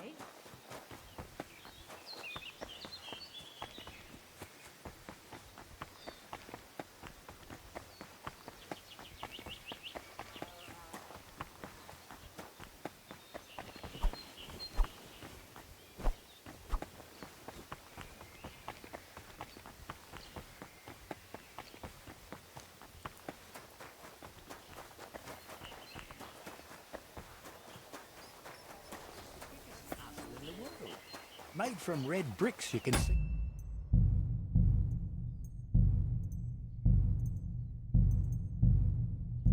It has 2 lines. Good day to you. I heard you doing... That's right, Carl. I'm... Okay, by the... Don't anyway. What are the... We start with you, the Jew. Come and fight. You've got... I'm just saying. I've fought this up. If that's so, you'll first... Let's fight. Be with you, sir.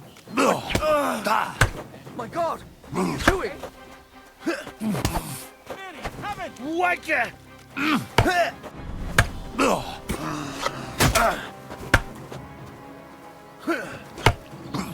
mad fool! That was a fine fight to watch. You didn't go easy on Mark at all. With you at Master Albic's side, he's got nothing to fear. Aye. I know my way around a sword. What about with a shield and axe? Want to show me what you've got? Of course. A true warrior needs to handle every weapon well. That's right. Best be ready for anything. Your next opponent will be John. He used to serve as a guard at the rat house for the bailiff in Yilemnitz. He's known to be a relentless swordsman, so be cautious. And with you. Mary in heaven!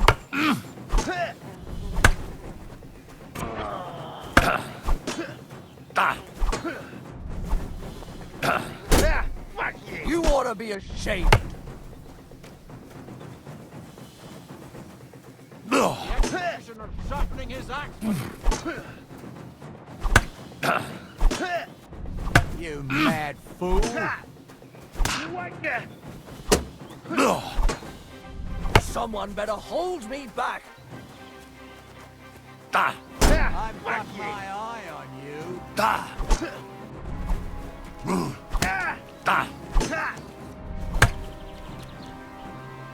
You're a disgrace.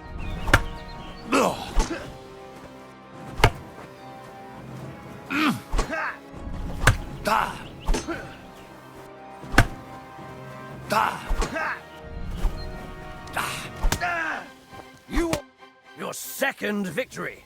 You're fighting damn well. What now?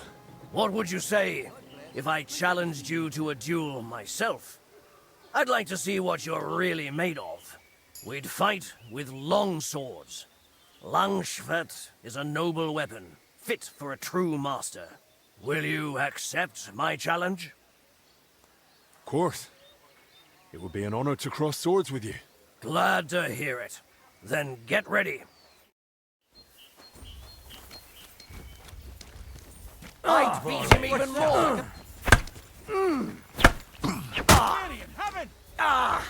Fucking hell. I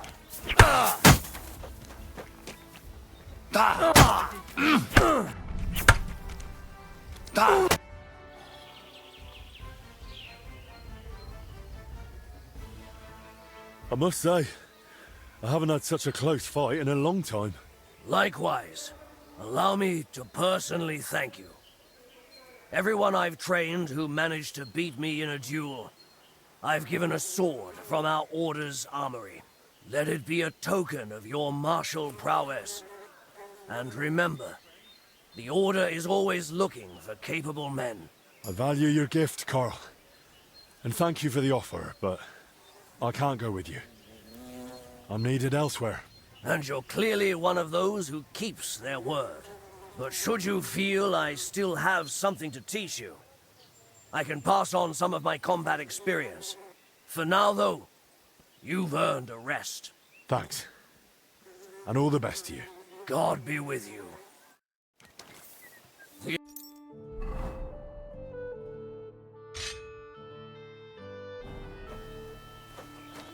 Greetings. Good to see you, friend.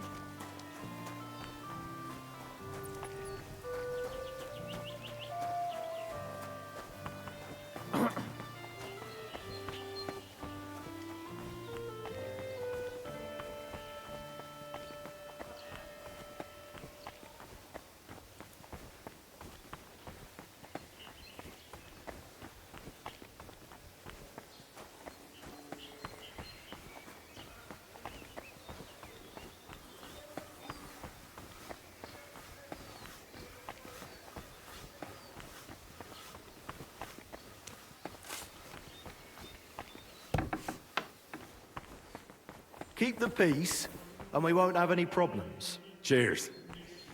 I hope you have an uneventful shift.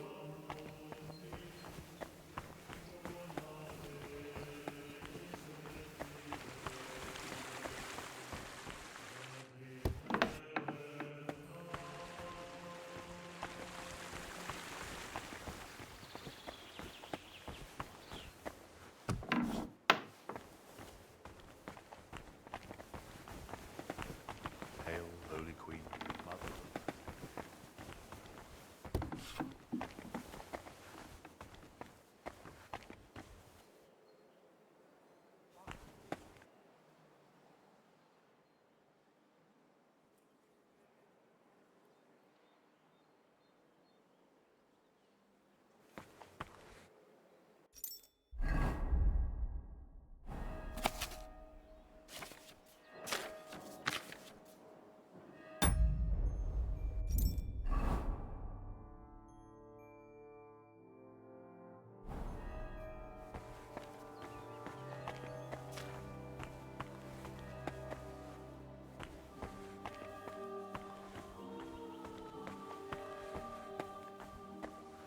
Good day to you. Your brother Crispin, right? I'm here about Yaroslav. I heard he works here as a translator. Ah, yes. Poor Yaroslav. I pray daily for his recovery.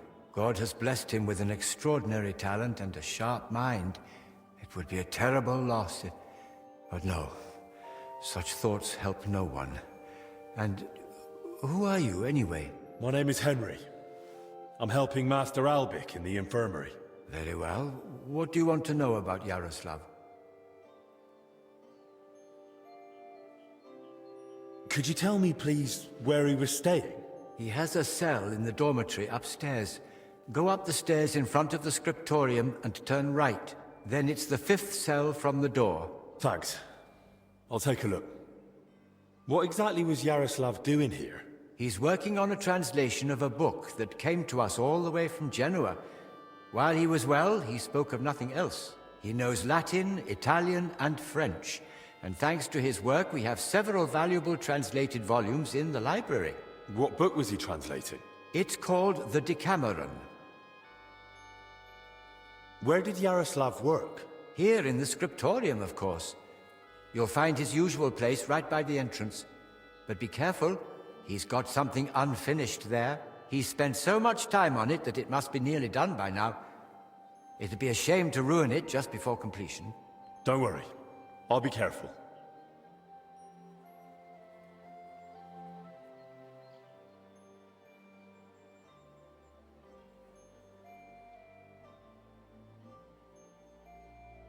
And what's the Decameron about? I've not read it myself. I'm not as well versed in Italian as Yaroslav. I was waiting for him to finish the translation, but he spoke of it as a groundbreaking work of indescribable value. He even believed it might one day uplift the Christian people beyond their worldly suffering. He was so excited he barely ate or slept, just kept working. I thought it best to let him focus solely on the translation and assigned his other duties to others. Who here knew Yaroslav best? Most likely, Brother Celestine. He helps with copying books too, though he doesn't have nearly the same talent. Celestine, you say? I should speak to him. Thanks. That's all I needed. Till we meet again.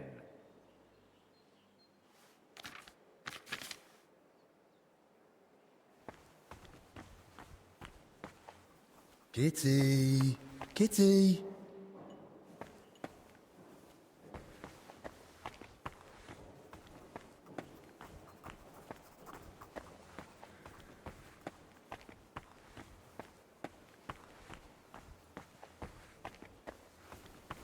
Greetings.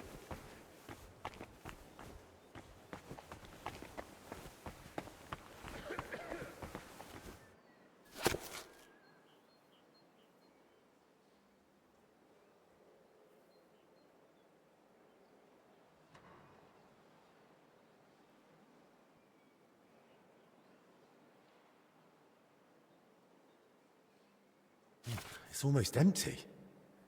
What was Yaroslav working on all those days?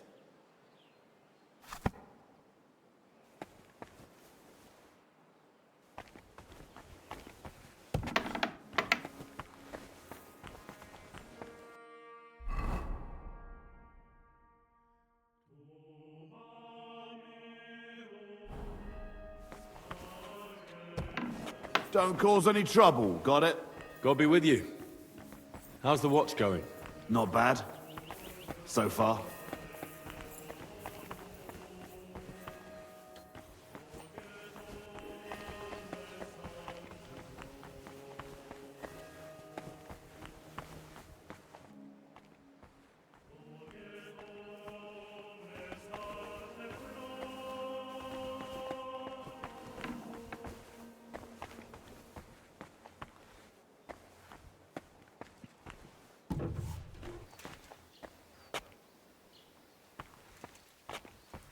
Grüß Gott. Was willst du? Sir, can you spare a moment? Yes? If it's nothing that would disturb the delicate peace here. I just wanted to ask, what brings you here? Into a situation like this? My journey to Bohemia originally had a different goal. The Order has interests all throughout Europe, and the Kingdom of Bohemia is no exception. We are seeking support. Capable men and supplies for our eastern border, where tensions with Poland and Lithuania continue unabated. I had plans to deal with certain nobles as well as Sigismund himself, but this situation is an unfortunate complication. Instead of diplomatic negotiations and recruitment, I now oversee order here, so that we can support the abbot and prevent the infection from spreading. Duty is duty, whatever form it may take. The monks seek order and discipline in their faith and work. We seek order and discipline in defending our faith and our lands. What does your order do? Our order, the Brothers of the German House of St. Mary in Jerusalem, founded directly in the Holy Land, stands as a bulwark against paganism. We spread the Christian faith among nations that have not yet been baptized, and we administer the lands that we have conquered with God's help from the pagan Prussians and in the Baltic region. From our stronghold in Marienburg, we spread the Christian faith, build castles, towns, and monasteries, and bring settlers from Germany to populate these lands. What is the history of your order?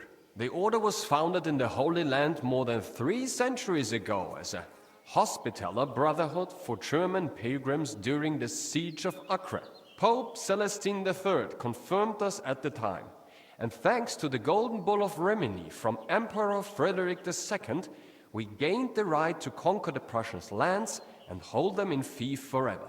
That was the beginning of our mission, to bring faith in God to the Baltic region and defend the borders of Christianity. And there we built a state stretching from Prussia to Livonia.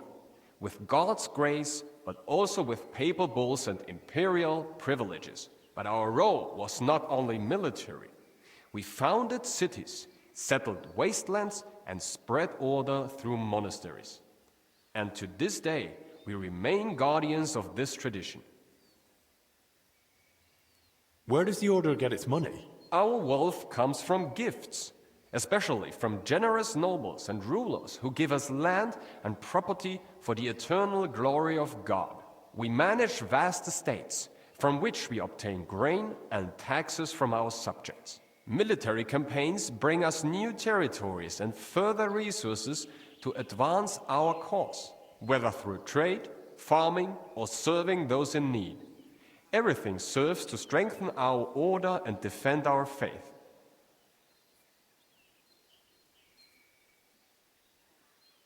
I'd like to donate to your order. I'm glad to hear that. God may be on our side, but we are still in need of coin to buy food and supplies for our people. Here. I hope it helps at least a little in the battle against the pagans. Thank you. Every bit of help counts. And this way you are supporting not only the Order, but all of Christianity against pagan invasions and Polish expansionism. What's going on in Poland? Tensions are rising. The Poles and Lithuanians are beginning to unite under the rule of the Jagiellonian dynasty, which is a threat to our position. Although the Lithuanian Grand Duke Vytautas formally accepted baptism, his alliance with Poland threatens Samogitia, which belongs to us. Sigismund promises us support, but his position is weak. That is why we are preparing reinforcements at the borders. However, if diplomatic negotiations fail, we will have to defend our lands with the sword, with God's help.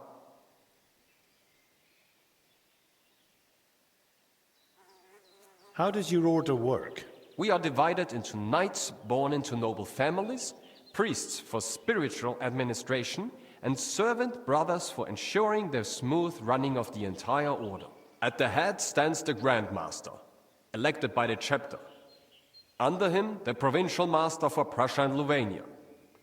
Each province has its own governor, each castle its commander. Our order is based on obedience, poverty, and purity, but ambition is also important. Our strongholds, such as Marienburg, are hubs of power and trade. The military structure is strict. From foot soldiers to heavy cavalry, everyone is subordinate to a single commander. But we are not just warriors, but custodians as well.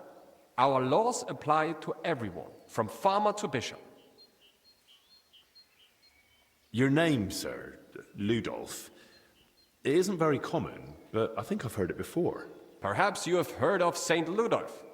Yes, it is rather by chance that I, his namesake, am now here among the Cistercians. He vehemently defended the Church's rightful properties against the Duke of Saxony, who tortured him to death for it. Our order is now in a somewhat similar situation, where we must defend our rightful property against many usurpers. I therefore often pray to my namesake and ask him for help in our affairs. Bis bald.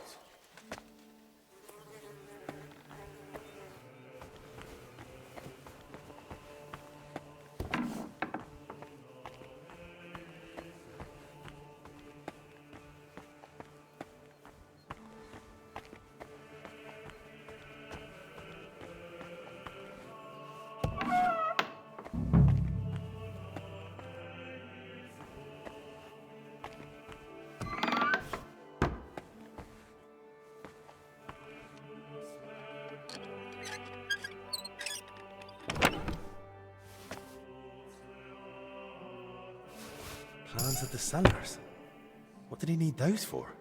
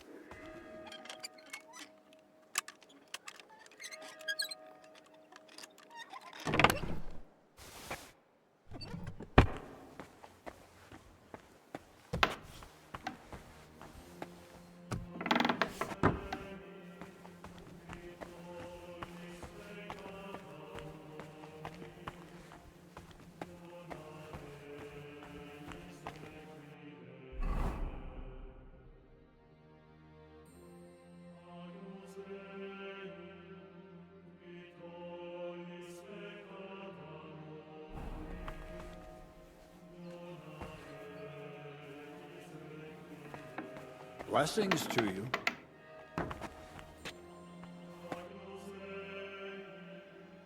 Father, I need to tell you something important.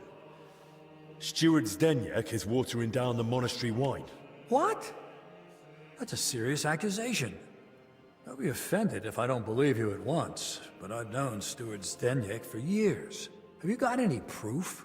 In the cellar by the house where Zdeněk lives with the other riffraff, I found barrels and tubs of watered wine. In the cellar? And what were you even doing there? I was trying to find out more about that sick maid. It might help Albig. That makes sense. Send someone to that cellar, and you'll see I'm not lying. Very well. I'll have it looked into. And if it's true, I'll have Zdeněk thrown out immediately. And I'll be very grateful to you, Henry. Happy to help, Father. Father, may I have a moment of your time? What brings you here? What do you think about what's going on here? My son, I am merely upholding what has been customary for centuries, and what has brought order and prosperity to this country. The Sedlis Monastery is the oldest Cistercian abbey in the Kingdom of Bohemia. For more than 2 centuries, we've guided the spiritual life of the wider community through the Malin parish. Gutenberg, its 2 churches, and the souls of its inhabitants. All of this was under our care. And it wasn't just because of tradition, but because we had the means, the education, and God's blessing to do so.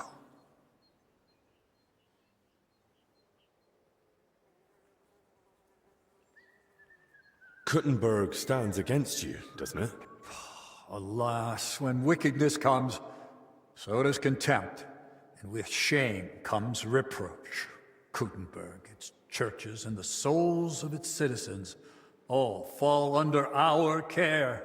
And it's not just because of tradition, but because we had the means, the education, and God's blessing to do so. But now the people of Gutenberg want to change that. Change it? Or deliberately disrupt it? Church hierarchy is not arbitrary. It cannot be changed according to the political needs of the moment. Saint Benedict established the order. The Cistercians perfected it, and we have followed it for generations. Moreover, thanks to the grace of His Holiness Pope Boniface IX, we have obtained privileges that further confirm our position. The crown, scepter, and ring are not just symbols. They're reminders of our rights and responsibilities. The Brotherhood may try, but with their arrogance and innovation, they will only cause more divisions and disrupt centuries-old orders. Tell me about your order. Our order, which was born out of the purity of Benedictine ideals, discipline, work, and prayer, are the pillars on which we have stood for more than 3 centuries. Our ancestors transformed wastelands into fertile fields and built monasteries where others saw only chaos. And while the world is changing, we hold fast to the Regula Benedicti to this day, ora et labora. What would you tell me about yourself? I am a servant of God and guardian of order, which has existed within these walls since the time of King Vladislav II. My mission, like that of my predecessors, bears the weight of centuries that Sedlitz has survived despite fires, famines, and human arrogance.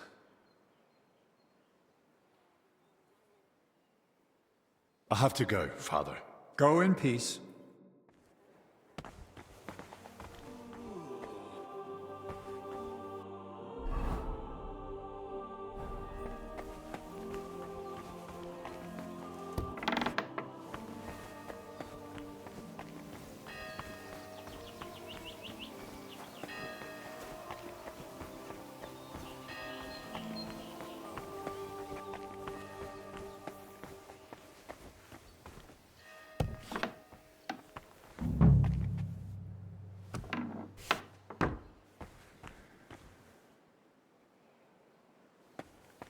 There's not much here. So that's why the confessor wanted flowers from me. He must like them.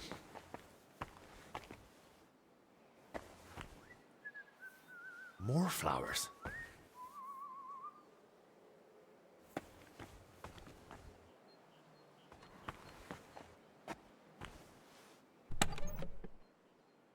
Where the hell did the confessor get so many valuables? Something doesn't add up here.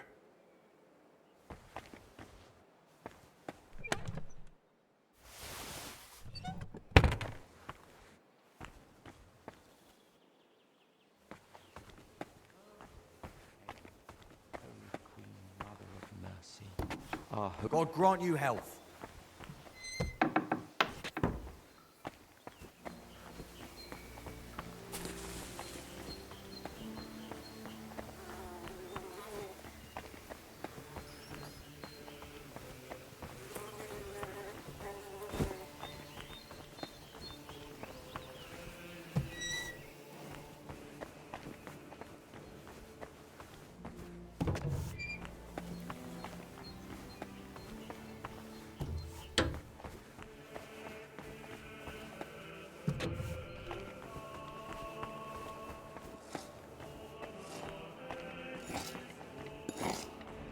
Greetings.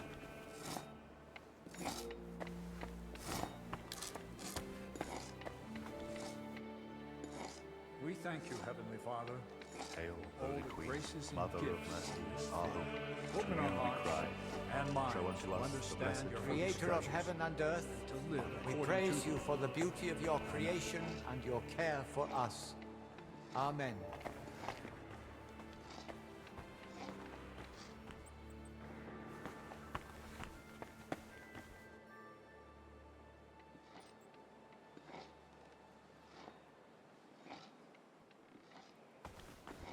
Greetings to you. What do you know about Brother Yaroslav? The librarian said you knew him better than anyone. That's right. We joined the monastery at the same time and just got on somehow. How does Yaroslav spend his time when he's not in the scriptorium? Why are you even asking? Master Albik put me up to it. He's treating him now. He said it might help if we knew more about Yaroslav. I see. And how is he? Is the treatment working? Honestly, I don't. I'm no physician. I understand. I'll just keep praying for him then. What did you want to know?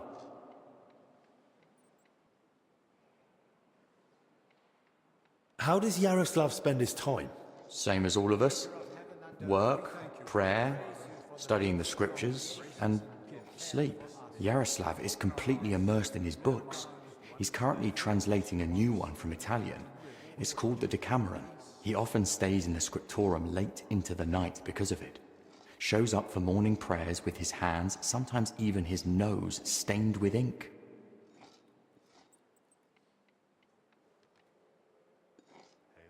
Really? Crispin told me how hard-working Yaroslav is, but he's barely translated anything from his latest book. What makes you say that? Simple. The book is still lying in the scriptorium, and when I opened it, it was practically empty. That's... You must be mistaken. Why don't you believe me? I do. I just don't want you going around and slandering Yaroslav left and right. That's really not my aim. But I think I might be onto something. I just don't yet know what. And if you won't tell me anything, I'll probably have to ask the librarian again. Wait. Don't say anything to Crispin. Oh? And why not? Because he simply wouldn't understand. Oh dear. Promise you really won't tell anyone. Creator of heaven and earth, we praise you for the beauty of your... That's not an option. If I find anything that might help Albik with the treatment, I can't keep it to myself. All right. I just hope Yaroslav forgives me. One night, he accidentally woke me. The door to his cell creaks horribly. I already suspected his translation was taking oddly long, so I followed him that night. At first, it looked like he was heading to the scriptorium, but after he went down the stairs, he turned right and went down into the cellars. But when I went in after him, I couldn't see him anymore.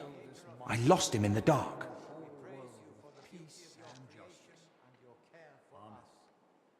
And where exactly did you lose him in the cellars? In the corridor leading to the scriptorium, at the passage to the stairs to the lower level. We thank you, Heavenly Father. And you've no idea where he might have gone? Not a clue. As far as I know, it's just barrels of wine down there. And empty wine barrels.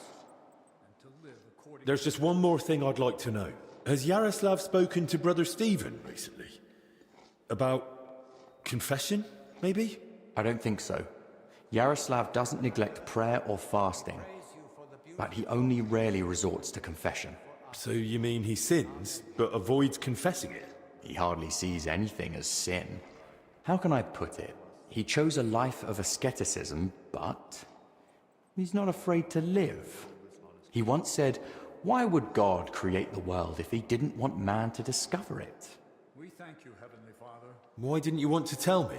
Because I just don't want Yaroslav to get expelled from the monastery. Just for going to the cellar? That doesn't mean anything. What if he was meeting someone down there? Someone no one's supposed to see him with. What, like a woman?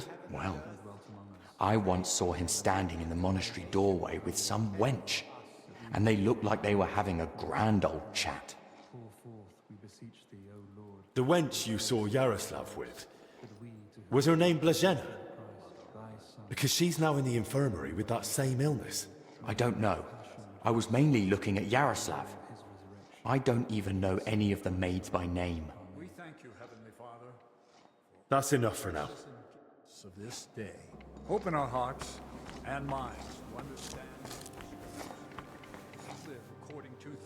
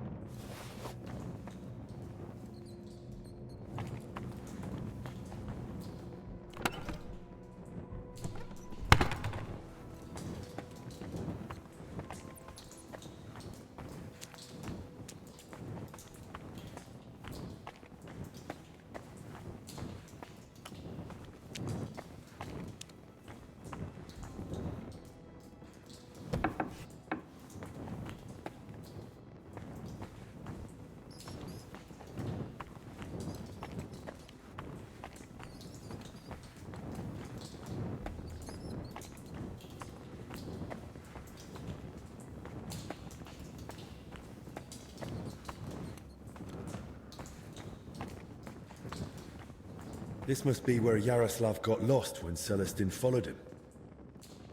There's wine in the air. Someone must have spilled a cask.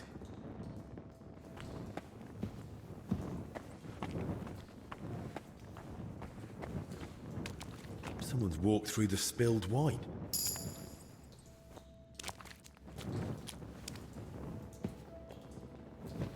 The trail continues here.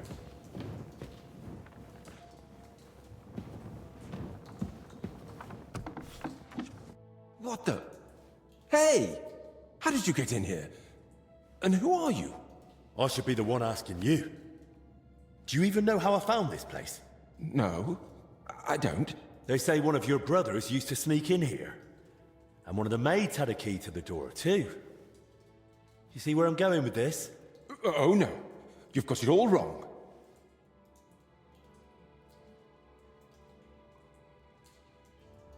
Is that so? Then why is God punishing them both by making them sick? Christ's precious passion. May the Lord forgive us. Forgive you for what? And who even are you? Wojtek. We were, writing a book here. All of us. What book are you talking about? You don't mean the Decameron? Oh no. Yaroslav finished that one long ago. What are you on about? The book on his lectern in the scriptorium is almost empty. When Yaroslav started translating the Decameron, he soon realized what it was really about. He became afraid that if Brother Crispin, or, God forbid, the abbot, found out, they'd forbid him to continue the translation. They might even have the book destroyed. What a loss that would be. So once he'd finished the translation, he hid it down here instead. So, what's the Decameron actually about? That's not such an easy question. And you don't look like someone who came here to talk about literature. Then at least tell me why Yaroslav was afraid to hand over the book. Because it represents a new way of thinking. It doesn't focus so much on our Lord, but more on man. On human virtues, vices, good and bad intentions, and all the forms of love. Really? All of them? All of them. Mind you, the book pokes fun at the church a little. And you, as servants of God, were fine with that? It mocks your faith. I said the church, not God. There's a difference, even if not everyone wants to see it. Right. So what was Yaroslav working on down here, then? The Decameron left a strong impression on him. He decided to write a book of his own, in the same spirit, to celebrate what is as valuable to man as love, or the spiritual life. He later asked Brother Ernest and me to work on the book together. And what exactly did Yaroslav want to write about? About humor, wit, laughter. About everything that can make a person laugh. Oh, I like that. I enjoy a good laugh just about any time. Then you and he would have got on well. Yaroslav believed that a sense of humor could help a person in hard times just as much as strong faith could. There's something to that. Who knows how I'd have ended up if I hadn't been able to laugh at myself from time to time. Just like Yaroslav said, laughter and humor are gifts from our Lord, among the mightiest. But the brothers probably wouldn't see it that way. That's why we met and worked in secret. Sometimes we'd write all night, other times we'd get into heated debates. And sometimes we just tried to outdo each other with witty sayings. So, basically you were sitting down here telling jokes all night? Among other things, but mostly we were working. Go on then. Tell me one of the jokes you came up with. Now? All right then. All right. Here's one. Do you know why monks lie down in the meadow among the sheep? Because they're waiting for the good shepherd.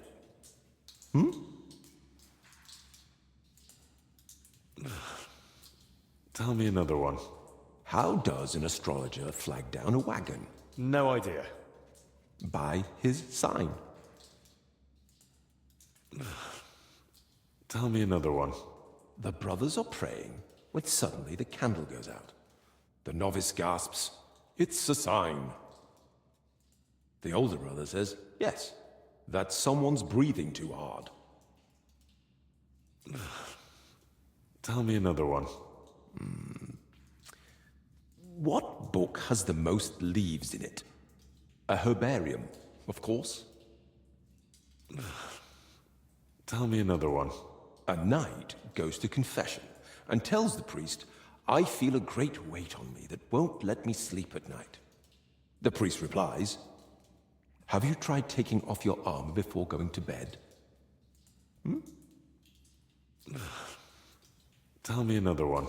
5 clergymen meet, and they've nothing to tell each other, because they all turned up.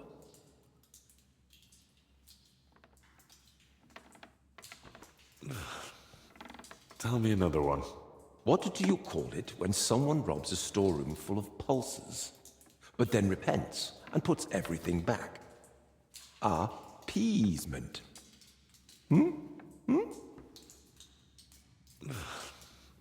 Tell me another one. Why doesn't the monastery's rooster crow?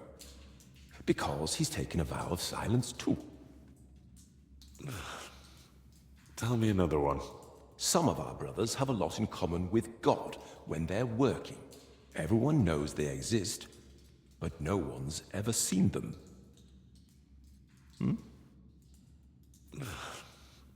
Tell me another one. So I went to see the apothecary, but I didn't like him at all. He was totally apathetic. Tell me another one. What were the last words of St. Lawrence when Emperor Valerian had him roasted alive on a grate? Turn me over. I'm done on this side.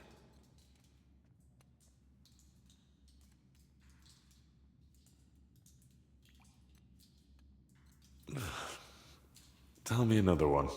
The kitchen lad complains to his master. "The cellar's terribly damp." "How do you know?" asks the master. And the lad replies, "Yesterday, a fish got caught in the mousetrap." Tell me another one. Brother Julian cooks fish every Friday and calls it fasting. We just call it a test of faith. Well, that one was a bit dry. So was Christ when he walked on water. Tell me another one. I think I'm out of jokes. Oh, shame. I was hoping to hear a few more. Sadly. But once Yaroslav gets better, we're bound to come up with more. Who helped write your book? Me, obviously Yaroslav, and Brother Ernest, and also Blazina. And what was Blazena doing here? She's a maid. She probably can't write. And women aren't allowed in the monastery, are they? I didn't get it at first either. Why Yaroslav brought her here. If anyone had found out, the abbot would have thrown us all out. But I soon understood. Humor isn't just for the educated or wealthy, let alone just for men. Laughter belongs to everyone. How could we grasp its breadth with just our limited experience?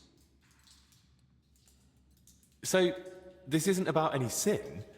Blazena's just funny? More than that. Her laughter, sense of humor, her knack for knowing when to make a joke. It's a true gift from God. Who exactly is Ernest? I don't think I've met him. One of the older brothers. He's in charge of all the building and repairs in the monastery. And do you know if he might have fallen ill, too? No idea. But now that you mention it, I haven't seen him for a while. And when I think how Yaroslav and Blazina are doing... I'd best go and check on him myself. Where's his cell? It's one of those under the abbot's quarters. The middle one on the right, if you're facing from the courtyard.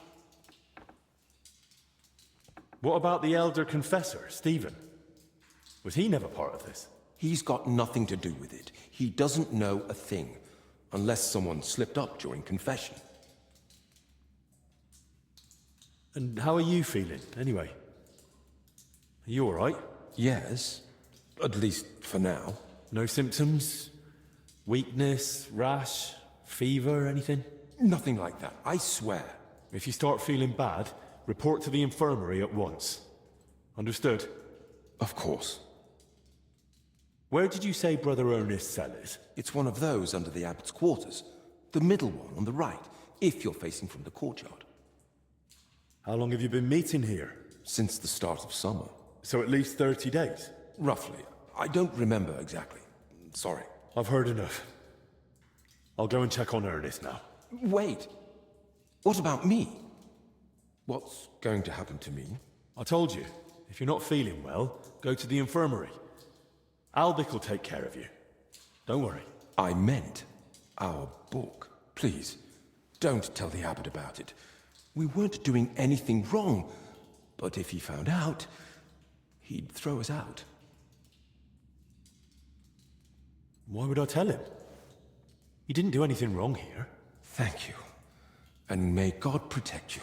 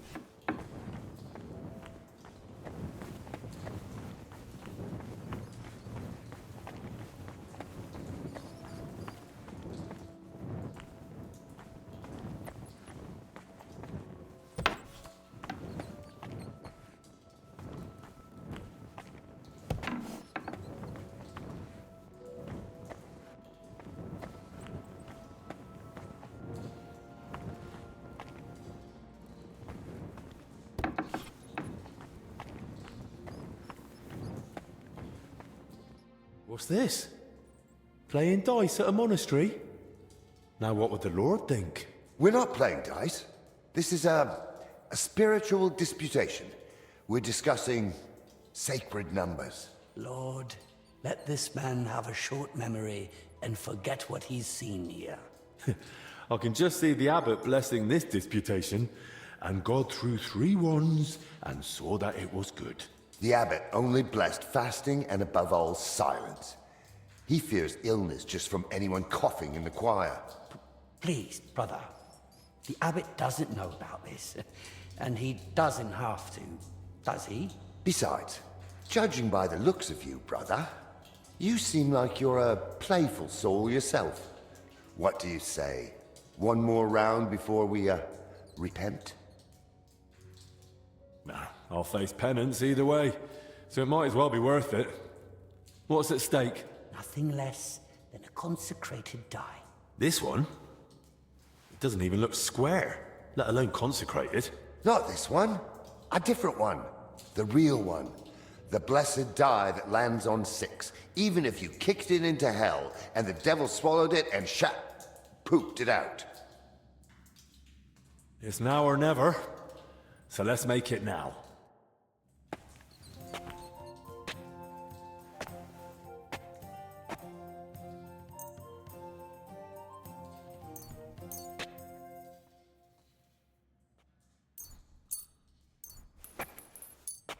Maybe you're not playing for the first time, but you can't beat me.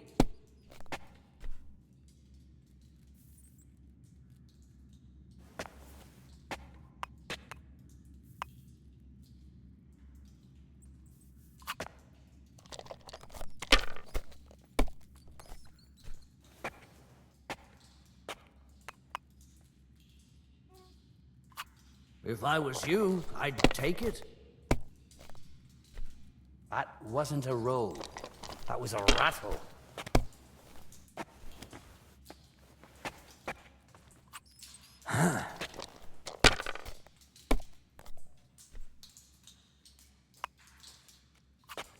like this.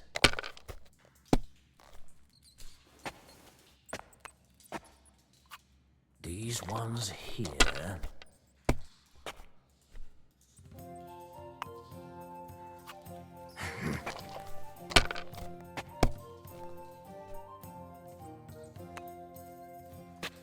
I don't see what you find so It's yours. complicated. I just pick them up and throw them, then I pick them up and throw them again. That's all there is to it.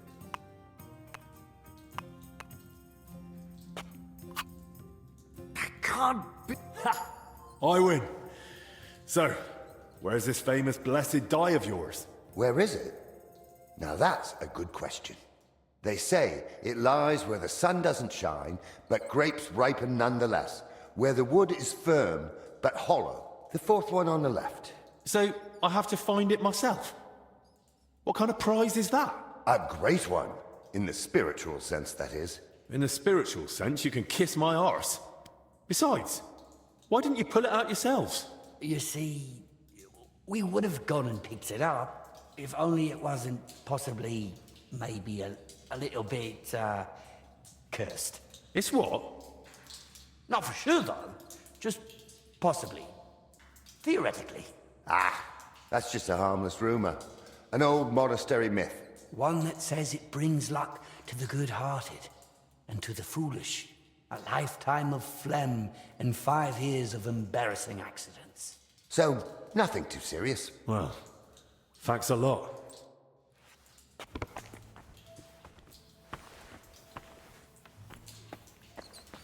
I hope Lady Luck will be on my side.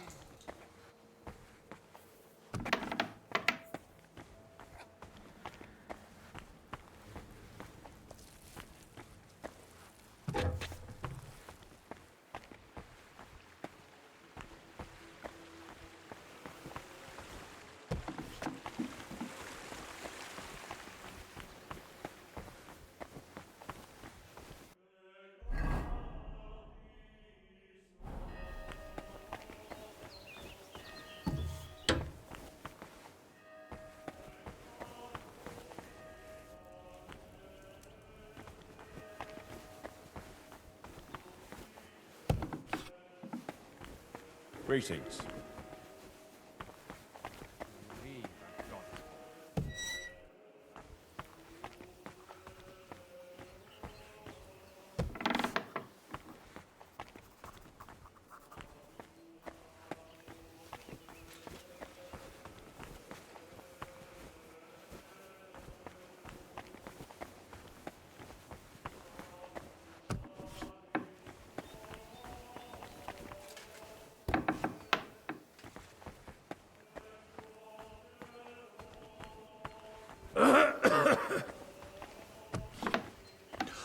Christ. I'm too late. A rash. Same as the sick in the infirmary. But he died sooner, so he must have been the first to catch it.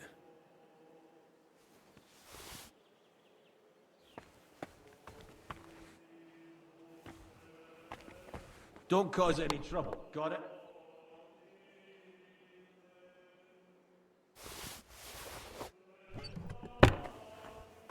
Some building plans. Looks like a church. And underneath, probably a crypt? I should tell Albic about this.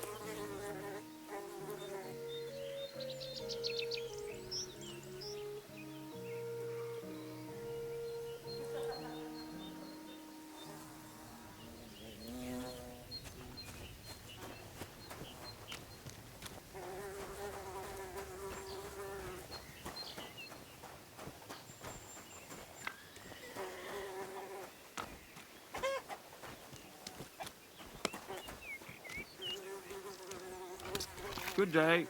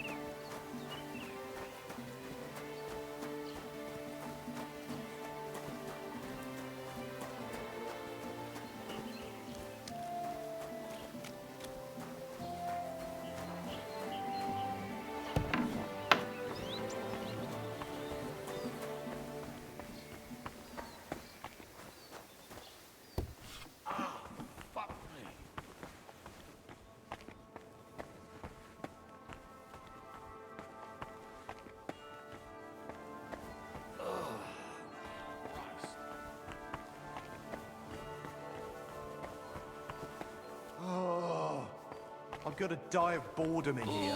Can't you at least be quiet while you do it?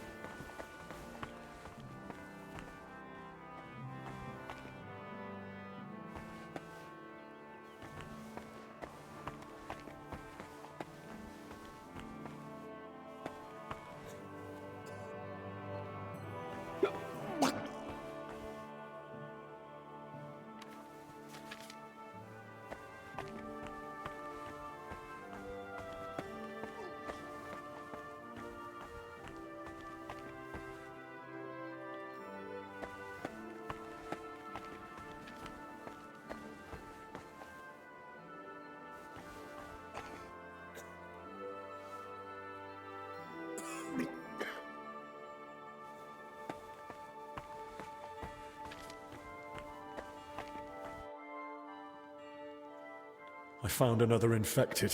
You're not the only one. While you were gone, they brought in several more. So, where's your sick man? With the Lord now. I found him too late. Lord have mercy. Do you at least know who it was? One of the monks. His name was Ernest. That's the second death today. Let's hope it's the last. The confessor's dead. Old Stephen. Don't blame yourself. I'm sure you did everything you could to help him. We tried, but sometimes there's just nothing we can do. At least we know he's no longer suffering. And what about you? Did you find out anything about the others who are sick? Do they have anything in common?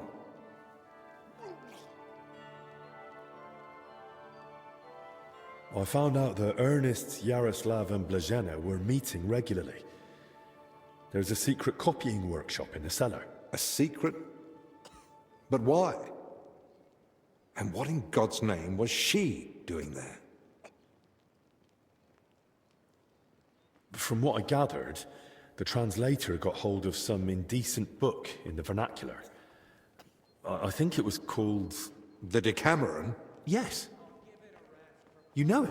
It caused quite a stir at the university in Padua. The students loved it, the masters forbade it, and the clergy cursed it. But back to the matter. What else? Yaroslav was only supposed to translate the book, but it ended up inspiring him to write something of his own, and that's what he was working on with the others. That explains why those three got infected. Do you think it happened in their workshop? Did you notice dampness, mold, any strange smell or bad air? Nothing like that. It was damp, but the air was otherwise clean. In that case, someone must have brought the illness to them. But who? Probably Ernest. If he died first, it would make sense. Or maybe the illness just killed him faster because he was older. Like the Confessor. That's possible too. I found some jewellery in Stephen's cell. It looked quite old. Jewellery? Where would he have got that from? He might have stolen it. But given how strict he was about the seal of confession, it doesn't seem likely. Maybe someone else stole it. But guilt caught up with him, and he gave it to Stephen during confession. Maybe. But surely we'd have heard about such a theft by now. Unless... they stole it from someone who can't tell anyone anymore. Do you think we've got a murderer here? I've no idea. It's all just guesswork. So, what are we going to do now? We'll go to the abbot. You, Zacharias, and I. This is getting out of hand, and the number of sick keeps rising. To the abbot? Right now? You think waiting will solve anything? You've all come. That can't mean anything good. The truth is, more are falling ill and the infirmary's filling up fast. We're trying to give them all they need. But soon there'll be no beds, and they'll have to lie on the floor. How many have died? The old confessor, Brother Stephen. And Brother Ernest, too. Ernest? He died in his cell. No one even knew he'd fallen ill. So, it started then. Ernest wasn't treated. Even mild illness can be deadly without care. And Stephen's age didn't help either. When the Black Death last swept the town, it also started slowly. The old, the sick, those no one missed were the first to die. And then we couldn't even bury the dead in time, let alone give them the last rites. Now, the Lord is punishing us for it. We do have some good news. With Henry's help, we might soon uncover where the infection's coming from. We know that Brother Yaroslav and that maid both met with Ernest, so the illness must have spread between them. They all met? Even the maid? Why? Well, I didn't mean they were all together at the same time. Just that both Yaroslav and Blazhena had encounters with Ernest. Why would a maid be meeting with Ernest? That makes no sense. Ernest never left the monastery grounds. He did, in fact. Fairly often. He was one of the few allowed out for work reasons. Then they must have run into each other by chance, somewhere outside. Very well, then. Just breathing the same foul air as someone infected for a while puts you at risk. And since I found Ernest already dead, we believe he's the one who brought the sickness among the others. If he was the first to die, then he must have been the first to catch it, right? But where did he catch it? I don't know yet, Father. But I have certain suspicions. I found building plans in his cell. Looked like a floor plan of the church. That means nothing. Ernest oversaw all construction work in the monastery. And what had he been working on lately? He'd been supervising repairs in the church. A floor had collapsed above the crypt recently. He was assigning tasks to laborers and overseeing the work. Which crypt do you mean? Some important nobles are buried there. But most of all, it's the tomb of my predecessors. May their souls rest in peace. That might be the source of the foul air. The illness could have spread from the exposed crypt.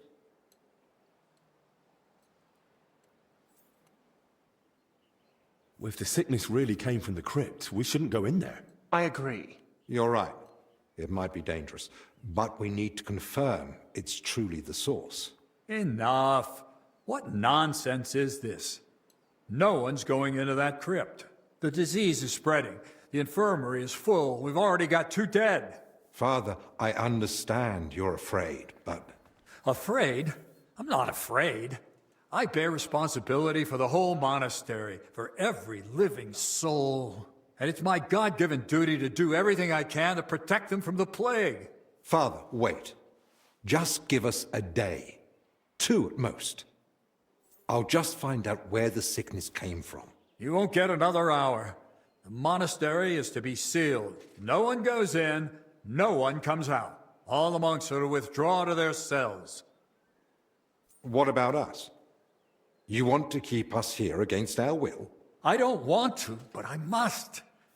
And at the same time, I humbly ask for your help. Believe me, you'll be repaid when the time is right. You came to me with a certain request. Help me, you may consider it granted. It's for the best, Albec. Even if it turns out not to be the plague, it's still a deadly illness, and we're within sight of the town. If it spreads to Kuttenberg, it'd be a disaster. I know. But as you wish. I'm sorry, Henry, but I'm afraid we have no choice.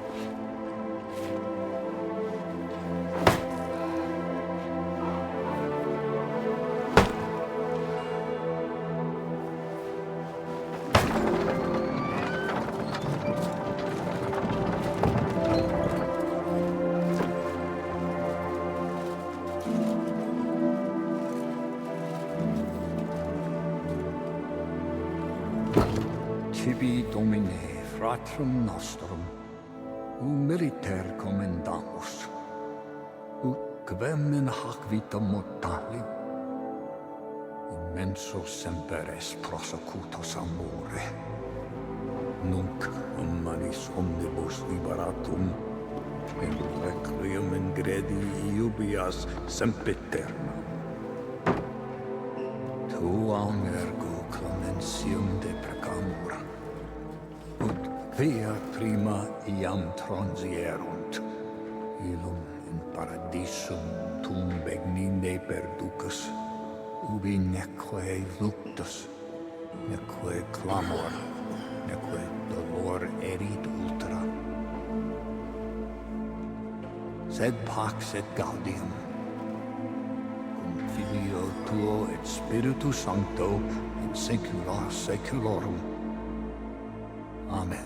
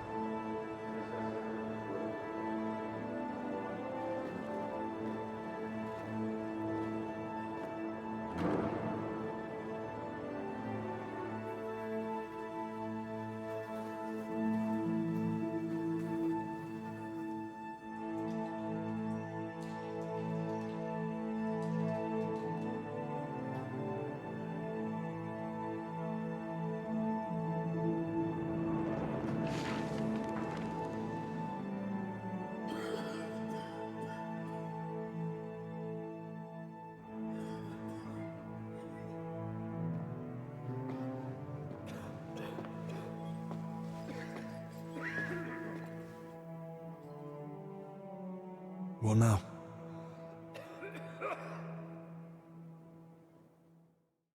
This whole situation keeps getting worse. How am I meant to treat a disease I know almost nothing about? This can't end well. Then what do you suggest? The abbot's forbidden us from going anywhere outside the infirmary. Not only that, he's had the monastery gates shut. No one's allowed in. Or out. Ludolf's men are even patrolling the grounds. We're literally imprisoned. Still, something must be done. The beds are nearly full, and there's not endless space on the floor either. Henry, I know I've no right to ask this of you. If there's anything I can do to help, tell me. The sooner you manage to get this sickness under control, the better for everyone. Thank you. I appreciate that. Well now. And here you were acting like you'd been forced to take that assistant on against your will. Actually, that was the case. But let's get to the point. Search the church crypt. If there's a plague grave down there, uncovered by that collapse, then at least we'll know for sure.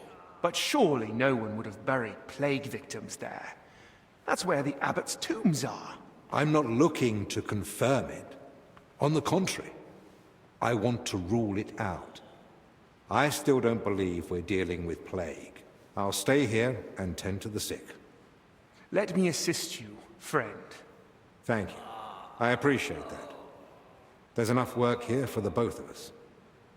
Henry, try speaking with the workers repairing the collapsed floor. In the best case, they might have noticed something. In the worst case, they'll already be showing symptoms of the disease. And how do I get there? I'm not even supposed to poke my nose outside. The knights are patrolling the grounds. If they catch him wandering somewhere he shouldn't be, they'll have him thrown out. And the abbot will find out we're investigating the source of the outbreak despite his explicit orders. But this is about lives. Henry, I believe you can do it. But still, be careful.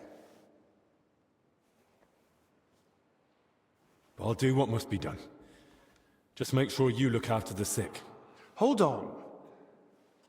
In Italy, physicians wear a kind of hood with a mask. It protects them from foul air and perhaps even the plague. True. I've heard the same in Padua. Sounds good. But where am I meant to get one around here?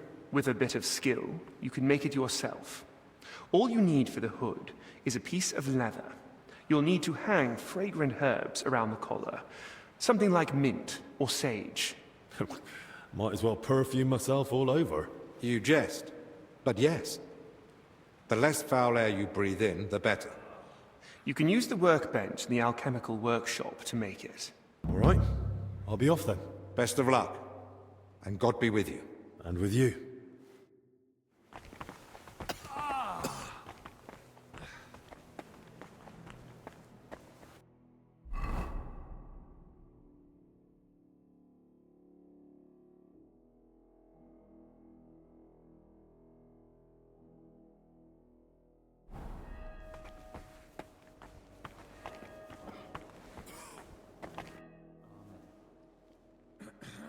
I've got a few more questions about that plague mask. What do you want to know? Can you tell me where to find the things I'll need? You can get the rope and leather almost anywhere. I'd say you'll find some lying around the construction site. And you can gather herbs from Joachim's garden. And the recipe for the fragrant oil? The monastery library has extensive collections. I'd be surprised if you didn't find something in there. How will the mask help me? Well, if you wear it properly, you shouldn't get infected. Or not so easily, at least. The herbs and oil purify the air around you, and the mask stops you breathing in the foul air. And once I've got all the materials, is there a recommended method? Once you've got everything you need, there's a bench in the alchemical workshop where you can get to work. I'm not the handiest with this sort of thing, but if I can sew the mask, hanging herbs on it should be a cinch. That's all. Thanks.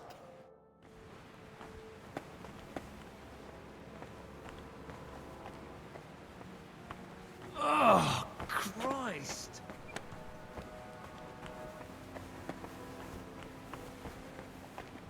Oh, Maddie, it's you. I wanted to help you, but it looks like I only made it worse.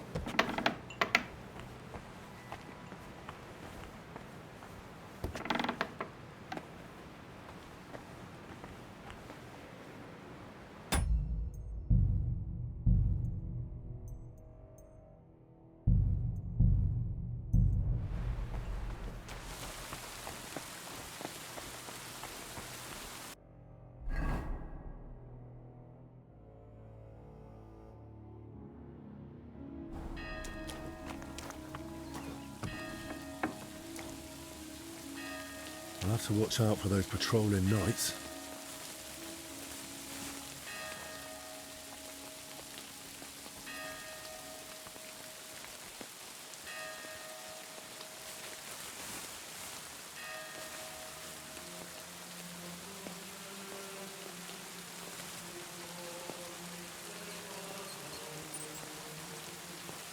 Huh?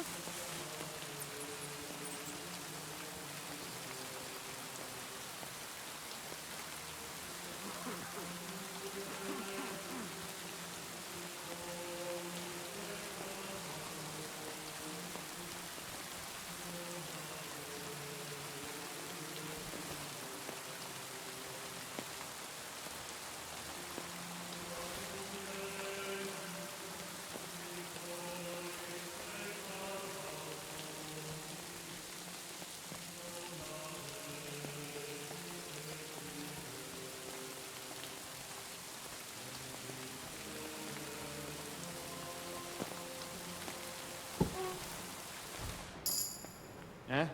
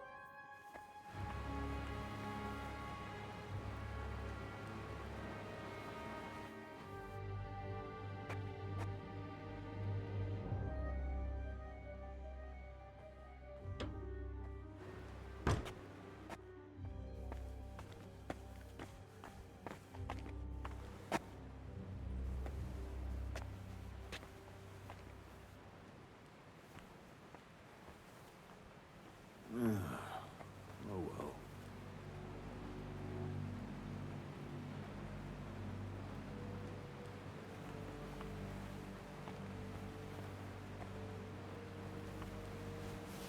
What's that sound?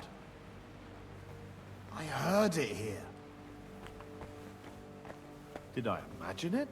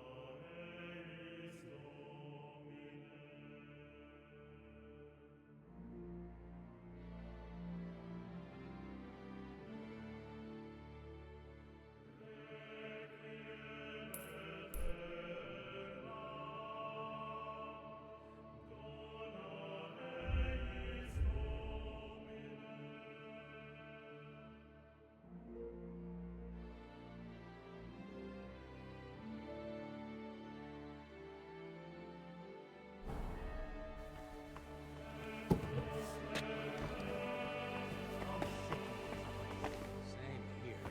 That crypt gives me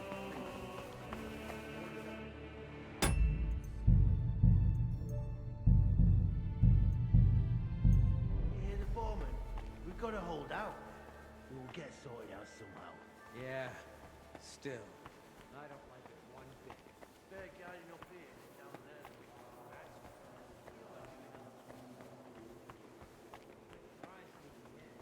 Now of all times.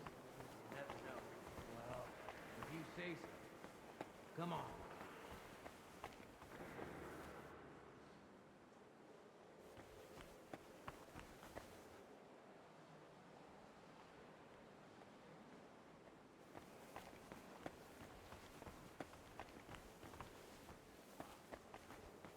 Someone knock me out.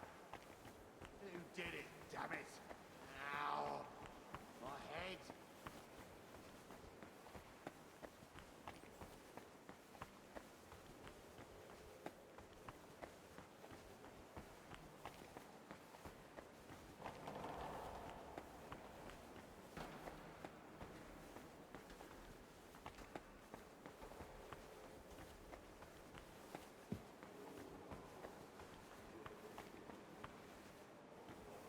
Huh?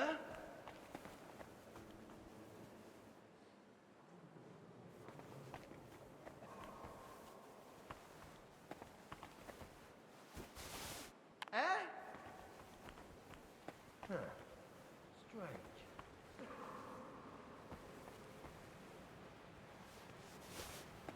I must be mad.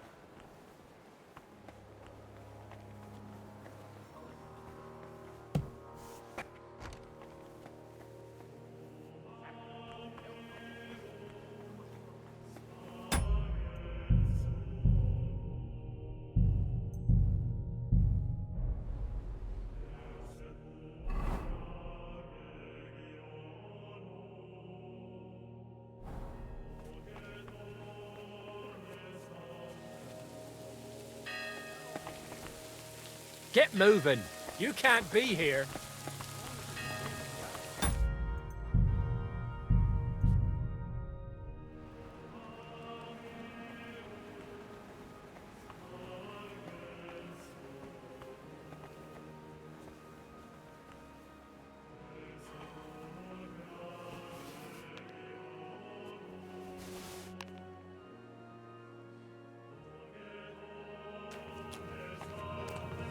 I heard something. Nothing, I suppose.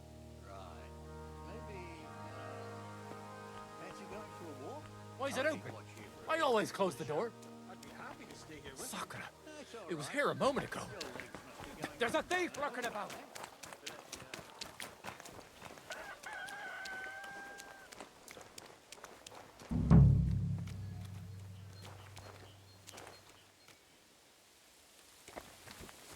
I need to ask you something. Look, you probably shouldn't be here, right? You heard the talk. They say there's some pestilence going round. Yeah, that's exactly why I'm here.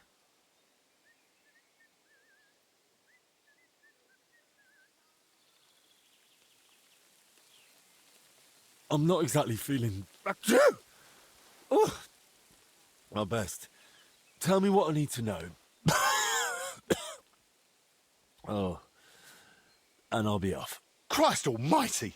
What do you want to know? I'll tell you anything, just don't come any closer. Have you noticed anything odd lately? Suspicious? What, during work? We're at it from dusk till dawn. No time to be watching what's going on. Sure, but while you're working, you must hear a thing or two. You know how folk chatter while they work. Well, I suppose there are two groups of workers here. Us lot working above ground, and another lot working down in the crypt. We don't talk to each other much. Why not? They're a right bunch of bastards. Maybe because they've been at it longer than us. They hardly ever come up before we knock off. Some of them probably even sleep down there.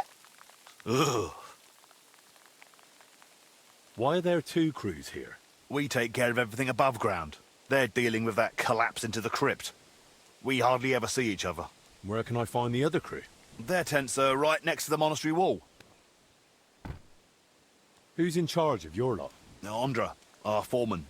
But the work's clearly laid out. He doesn't have time to be breathing down our necks all the time. I haven't seen him around. Where can I find him? No idea. Truth be told, I haven't seen him myself in a while. And that doesn't strike you as odd? You think, what, he's sick too? Well, he's definitely not in the infirmary. Hopefully he's all right. Thanks. That'll be all.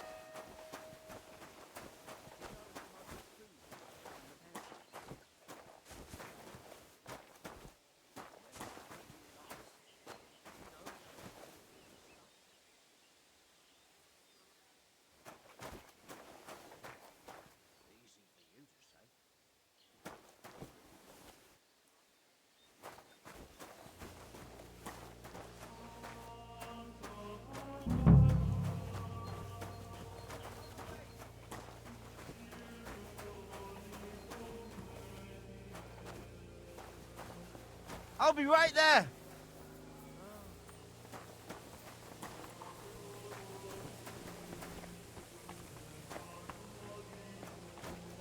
I'm on the way.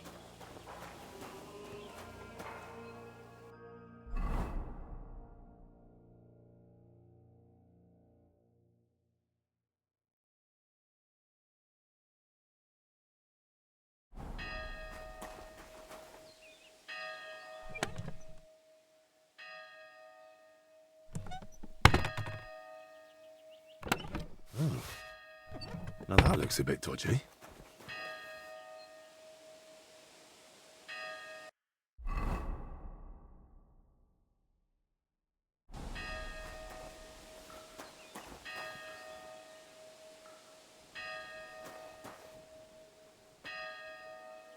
Where could he have got to?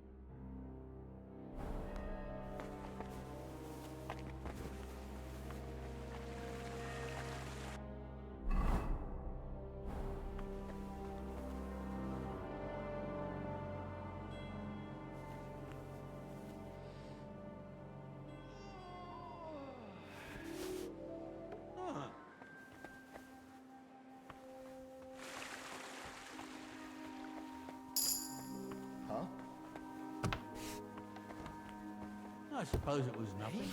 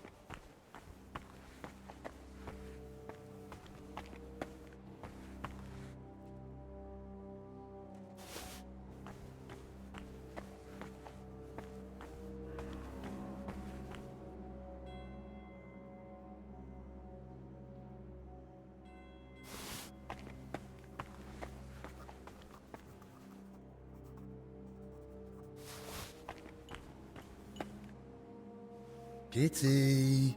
Kitty!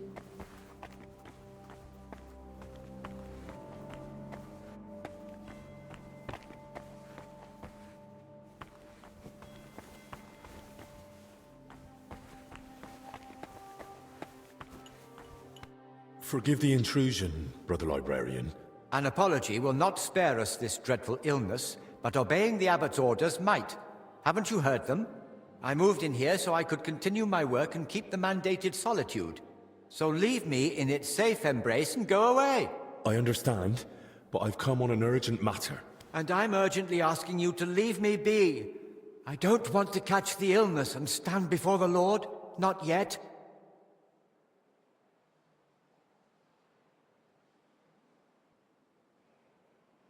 I understand your fear, but I'm Master Albic's assistant, as you surely know. Then why aren't you at his side, tending to the poor souls already afflicted? I've done all I could. And I assure you, your brothers and the others are being looked after as well as possible. We fear the illness just as you do.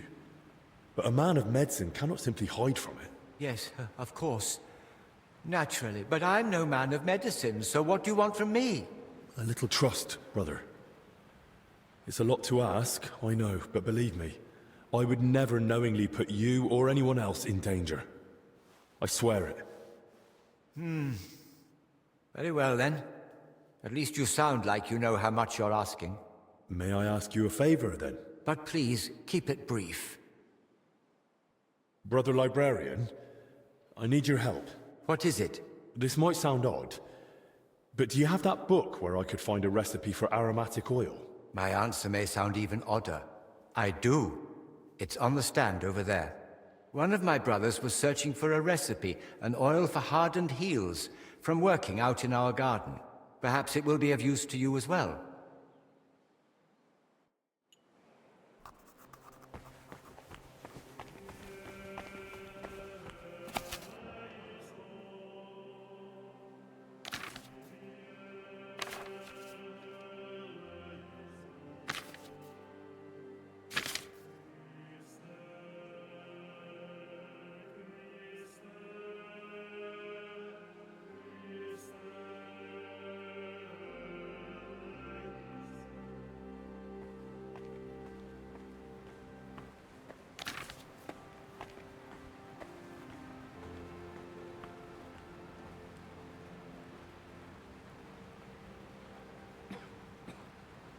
Damn rain.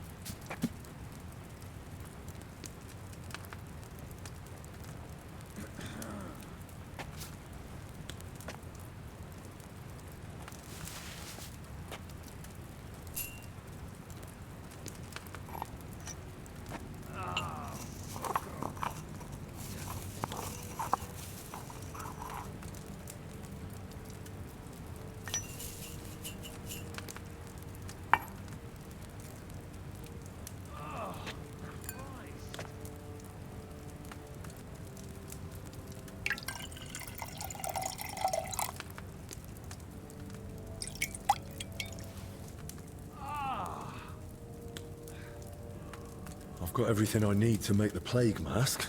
Now, just to actually make it.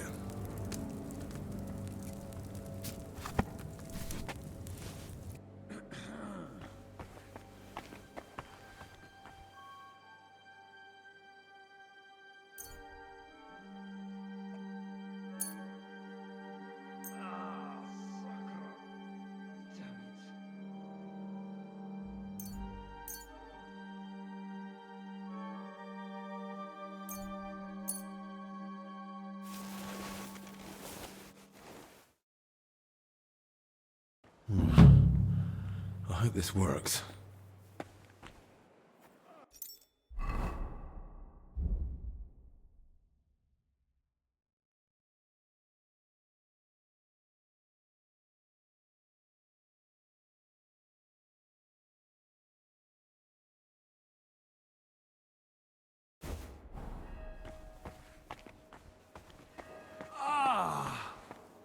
You'd best move along.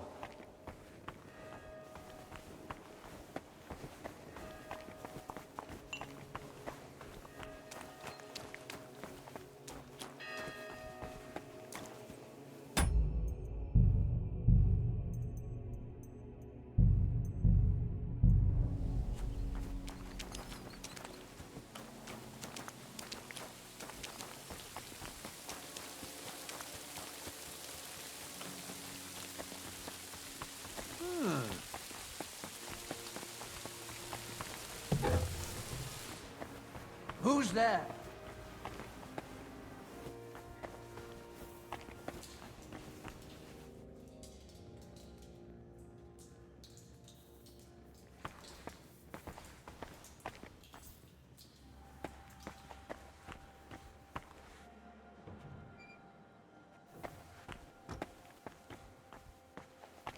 Huh? You can't be here.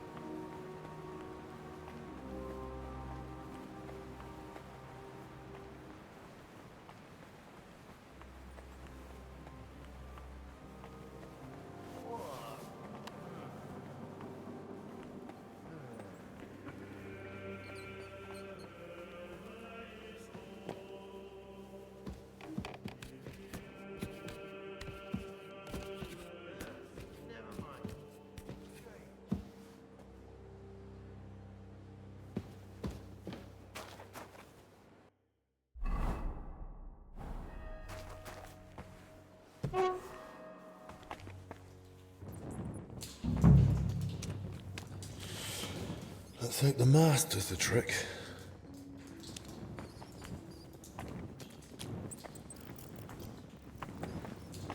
They were robbing the graves. Oh, Jesus Christ. Ugh, rotting corpses.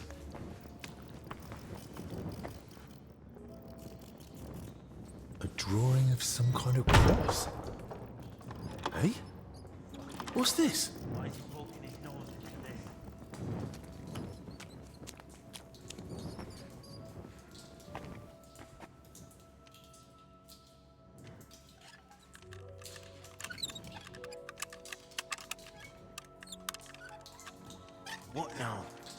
Wait till he falls asleep.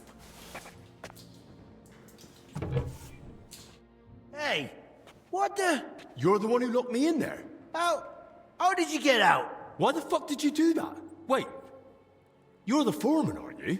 Shut up. You found Bavo, didn't you? Hand it over. Calm down and drop the weapon, or I'll report you to the abbot. And how would you do that? You're not getting out of here alive. What the hell are you on about? What do you want from me? You know what I'm on about, Kavar.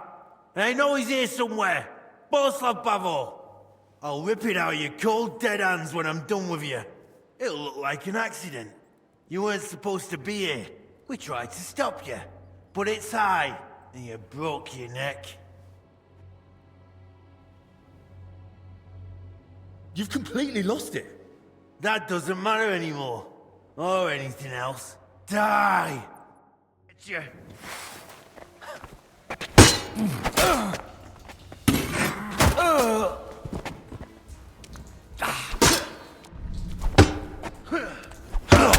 No one will hear you. I need to get back to Albi.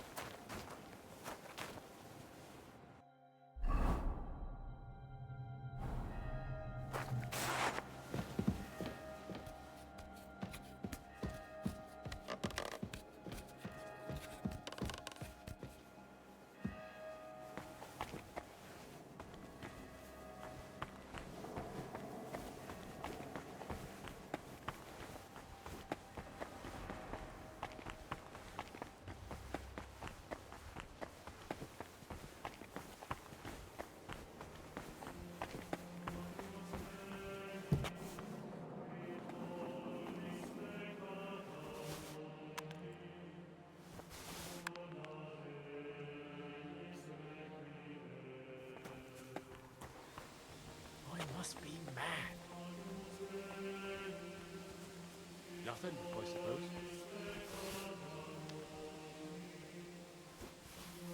Why is it open? I always close the door.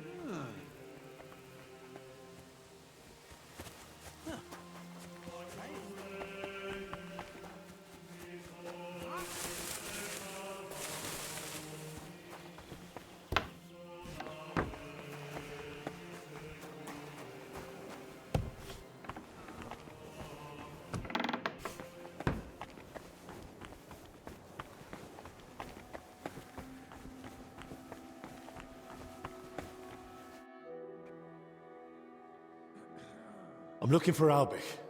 Where is he? Henry? What's happened? You look troubled. Sorry, sir, but I have to speak with Albi. It's urgent. He just went to your room. Is everything all right? I don't know. Sorry.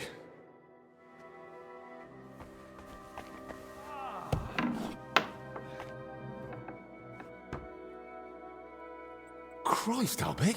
What happened? Are you alright? I am, yes. But it looks like we've been robbed. Why? And who did it, for Christ's sake? Gentlemen, please. Keep it down. You're disturbing the patients.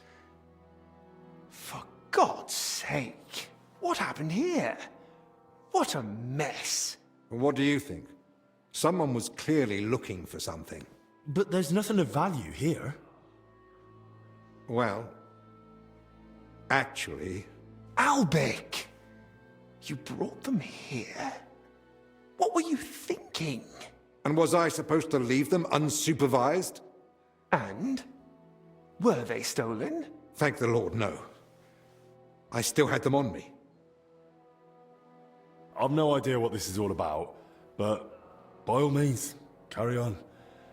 I can see myself out. Sarcasm and cheek won't help right now. This is serious. As you know, Henry, I spent a good part of my life at King Wenceslas's court, tending to his health. Thanks to that, I learned much about his private life, what ailed him, how and when he got injured, and what treatments I used. I recorded all my findings and methods, partly in case anyone cast doubts on them, and partly for others to copy, if necessary. If these detailed records were to fall into the wrong hands, I dare not imagine the consequences. Plenty of folk would pay handsomely for them. Or try to steal them for that very reason. Who could have got in and made such a mess? I was busy tending the sick. I noticed nothing. Nor did I, I'm afraid. There's work here for 3 more physicians. That actually made it quite easy for the culprit. But we still don't know who to suspect. Surely you realize the abbot himself might be interested in those records. Father Yan? Nonsense. We've known each other for years. Not quite well enough. When he heard you were coming, he was pressing me to persuade you to let him read them. But that's out of the question. Absolutely not. That's exactly what I told him. The look on his face. If looks could kill, I'd be dead. How did he even hear about them? Their existence is no secret. Even King Sigismund mentioned them to me once or twice. And if he ever said anything in front of the abbot... And the thief waited until the monastery was closed? So, Albic isn't leaving. Even if he wanted to. Let's not jump to conclusions. And don't start pointing fingers. Henry, go and ask Brother Benedict and Dinesh in the infirmary if they noticed anything. Maybe we'll get lucky. All right, then. I'll return to my patients and pretend nothing's amiss. No need to alarm them over this. Right. Agreed. Everything's upside down.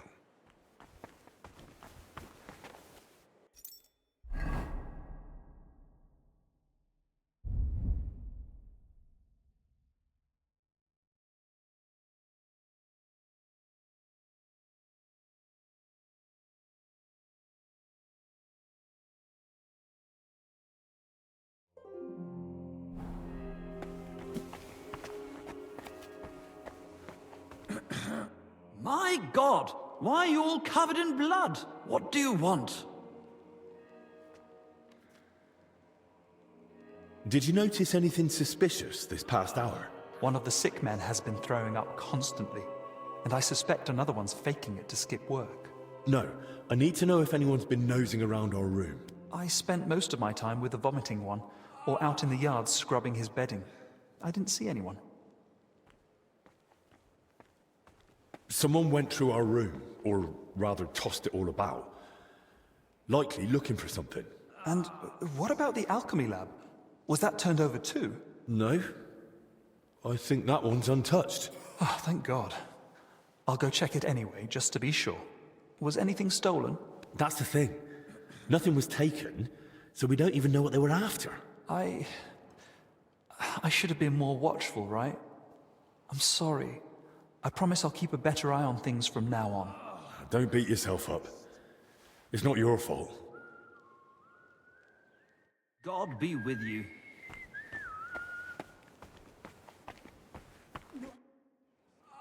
Did you see anyone go in or out of our room? I'm not sure. I think I saw a monk go in. I couldn't say who. A monk? You mean Benedict? No, it wasn't him. But hard to say. Damn it, why do they all look the same in here? It's not exactly helpful, I know. Any idea when that was? Roughly an hour ago. Maybe 2. Has something happened? Damn it. Never mind. Better if you ask Zacharias.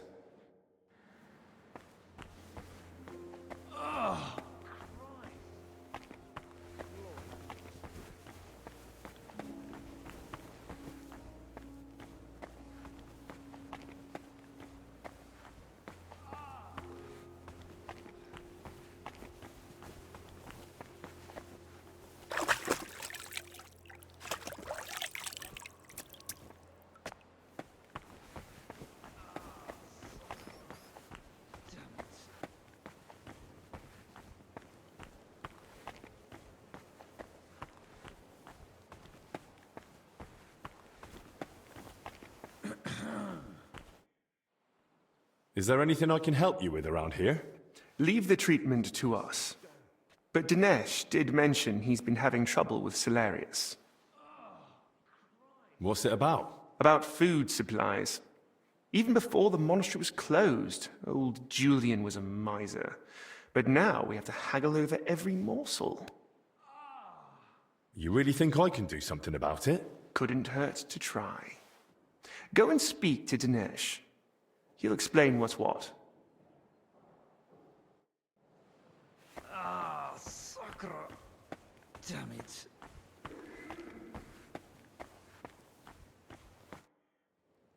I heard you've been having some trouble getting supplies for the infirmary. That's right. Old Julian seems to think the sick can live on decoctions and ointments. We get nothing but scraps. Well, if they want to let them starve, I don't know why they need 2 famed physicians for it. My thoughts exactly. I've told him 100 times, but he just keeps saying he's praying for them. As if that would help. Well, maybe I could try speaking to the Salarius myself and see if I can, persuade him. I won't stop you, but I've tried everything I could think of. What's your plan? Try to persuade him. He's bound to respond to something. That old man only hears what he wants. But good luck.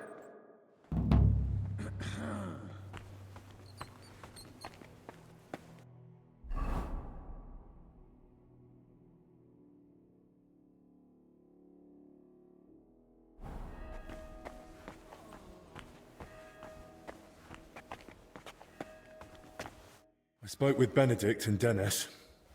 Neither noticed a thing. I thought as much. We've all had our hands full here. So, we still know nothing. I might have something, but I'm not sure yet how it ties to those records. What do you mean? I went down to the crypt, and I found open tombs and rotting corpses. Good God! No sign of a mass grave, though. Just individual tombs. That's both good and bad news. At least we can now rule out the plague. But if the workers caught something from the air around those tombs, then anyone else could catch it too. Why did they even open them? They were probably looking for something inside. I found this sketch. That looks like the emblem of the Kingdom of Jerusalem. But why would they look for it among deceased abbots? Even putting aside that it's sacrilege, I don't see the connection. Nor do I. But there must be one, because they locked me in the crypt over it. What? He was the workers' foreman. He kept going on about some Bavor. He must have thought I'd found whatever they were after. I tried explaining I hadn't the faintest idea what he meant, but he went completely mad. In the end, he came at me. And? Well, I had to defend myself. God rest his soul. I'm at my wit's end. Under normal circumstances, I'd report it, but maybe we'd better keep all this to ourselves. For now, at least. That Bavor fellow, the name means nothing to me, but I'd suggest mentioning it to Librarian Crispin. With luck, he'll find something in the archives that sheds some light on how it all connects to those open tombs. But best do it tomorrow. This evening's been more than enough. One adventure a day is plenty. Agreed. Let's clear up the room, then sleep. We'll be wiser come morning.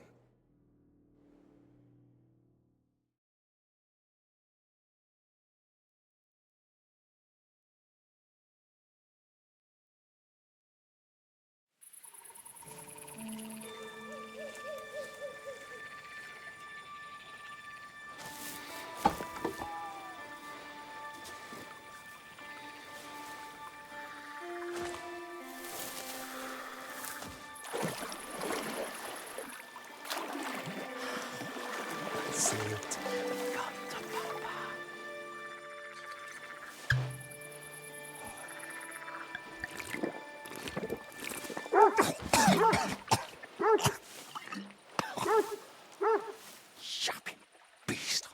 Kick its ass. You stop that, for Christ!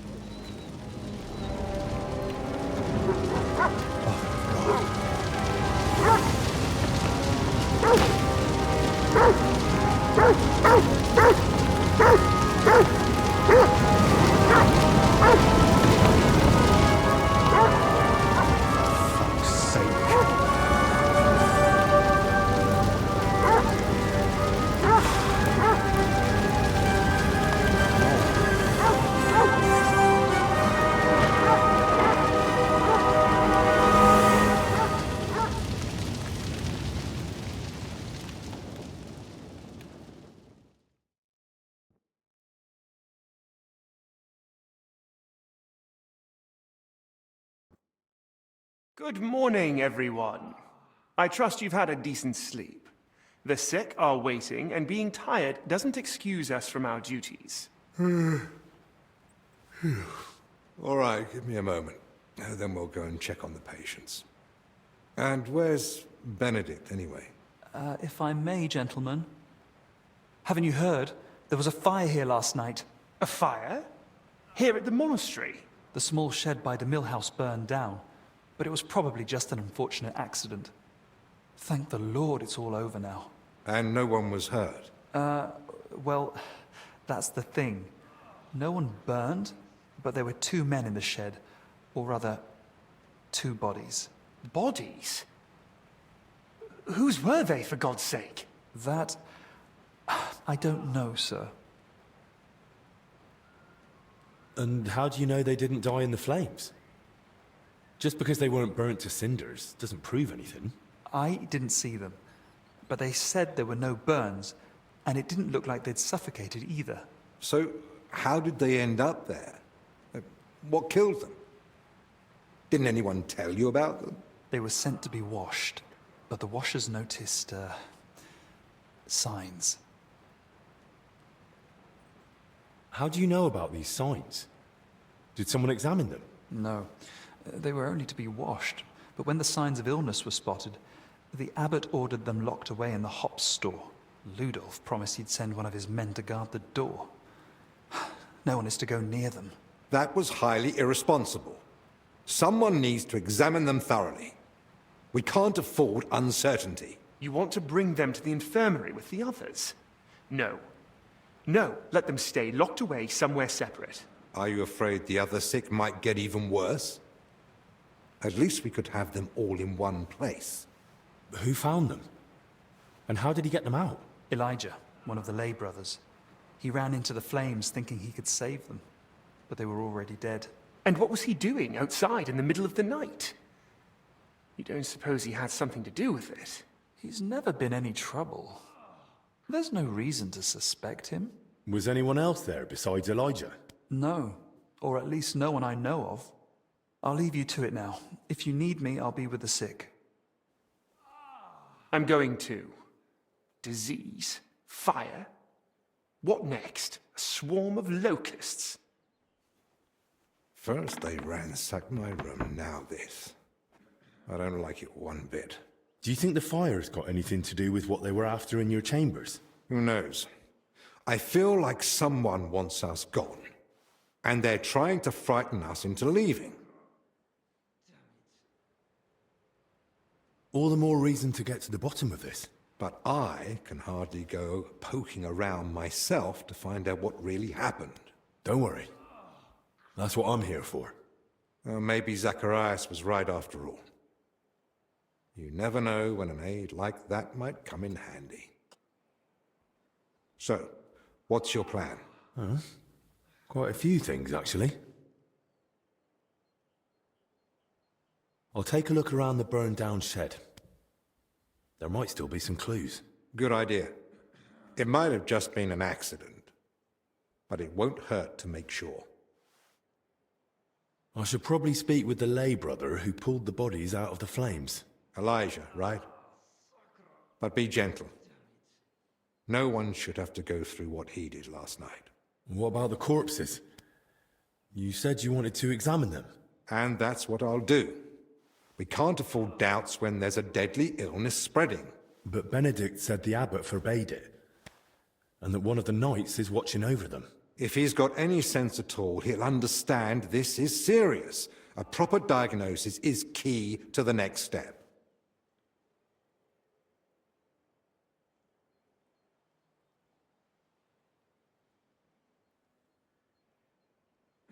Someone searched our room just a while ago. And who knows what they'd do if they caught you wandering around alone. I won't have that on my conscience. Better you stay here, and I'll sort it somehow. So what you're saying is, use an unorthodox approach. Well, I'm no physician like you, but I've learned a lot about the illness. I could say I'm your apprentice. That won't be enough. Then I'll explain to him the same way you did to me. We need to examine them and find out what was wrong with them. Or we'll never get anywhere with treatment. That's probably best. But you must examine them thoroughly. And don't be repulsed. Well, I've picked up a few things already. So I think I can manage. I pray I'll have your confidence when God sends for me. If you're not sure, just try to remember what you saw. If you describe it to me later, I should be able to identify it. I can't think of anything else. Nor can I. Well then, best of luck.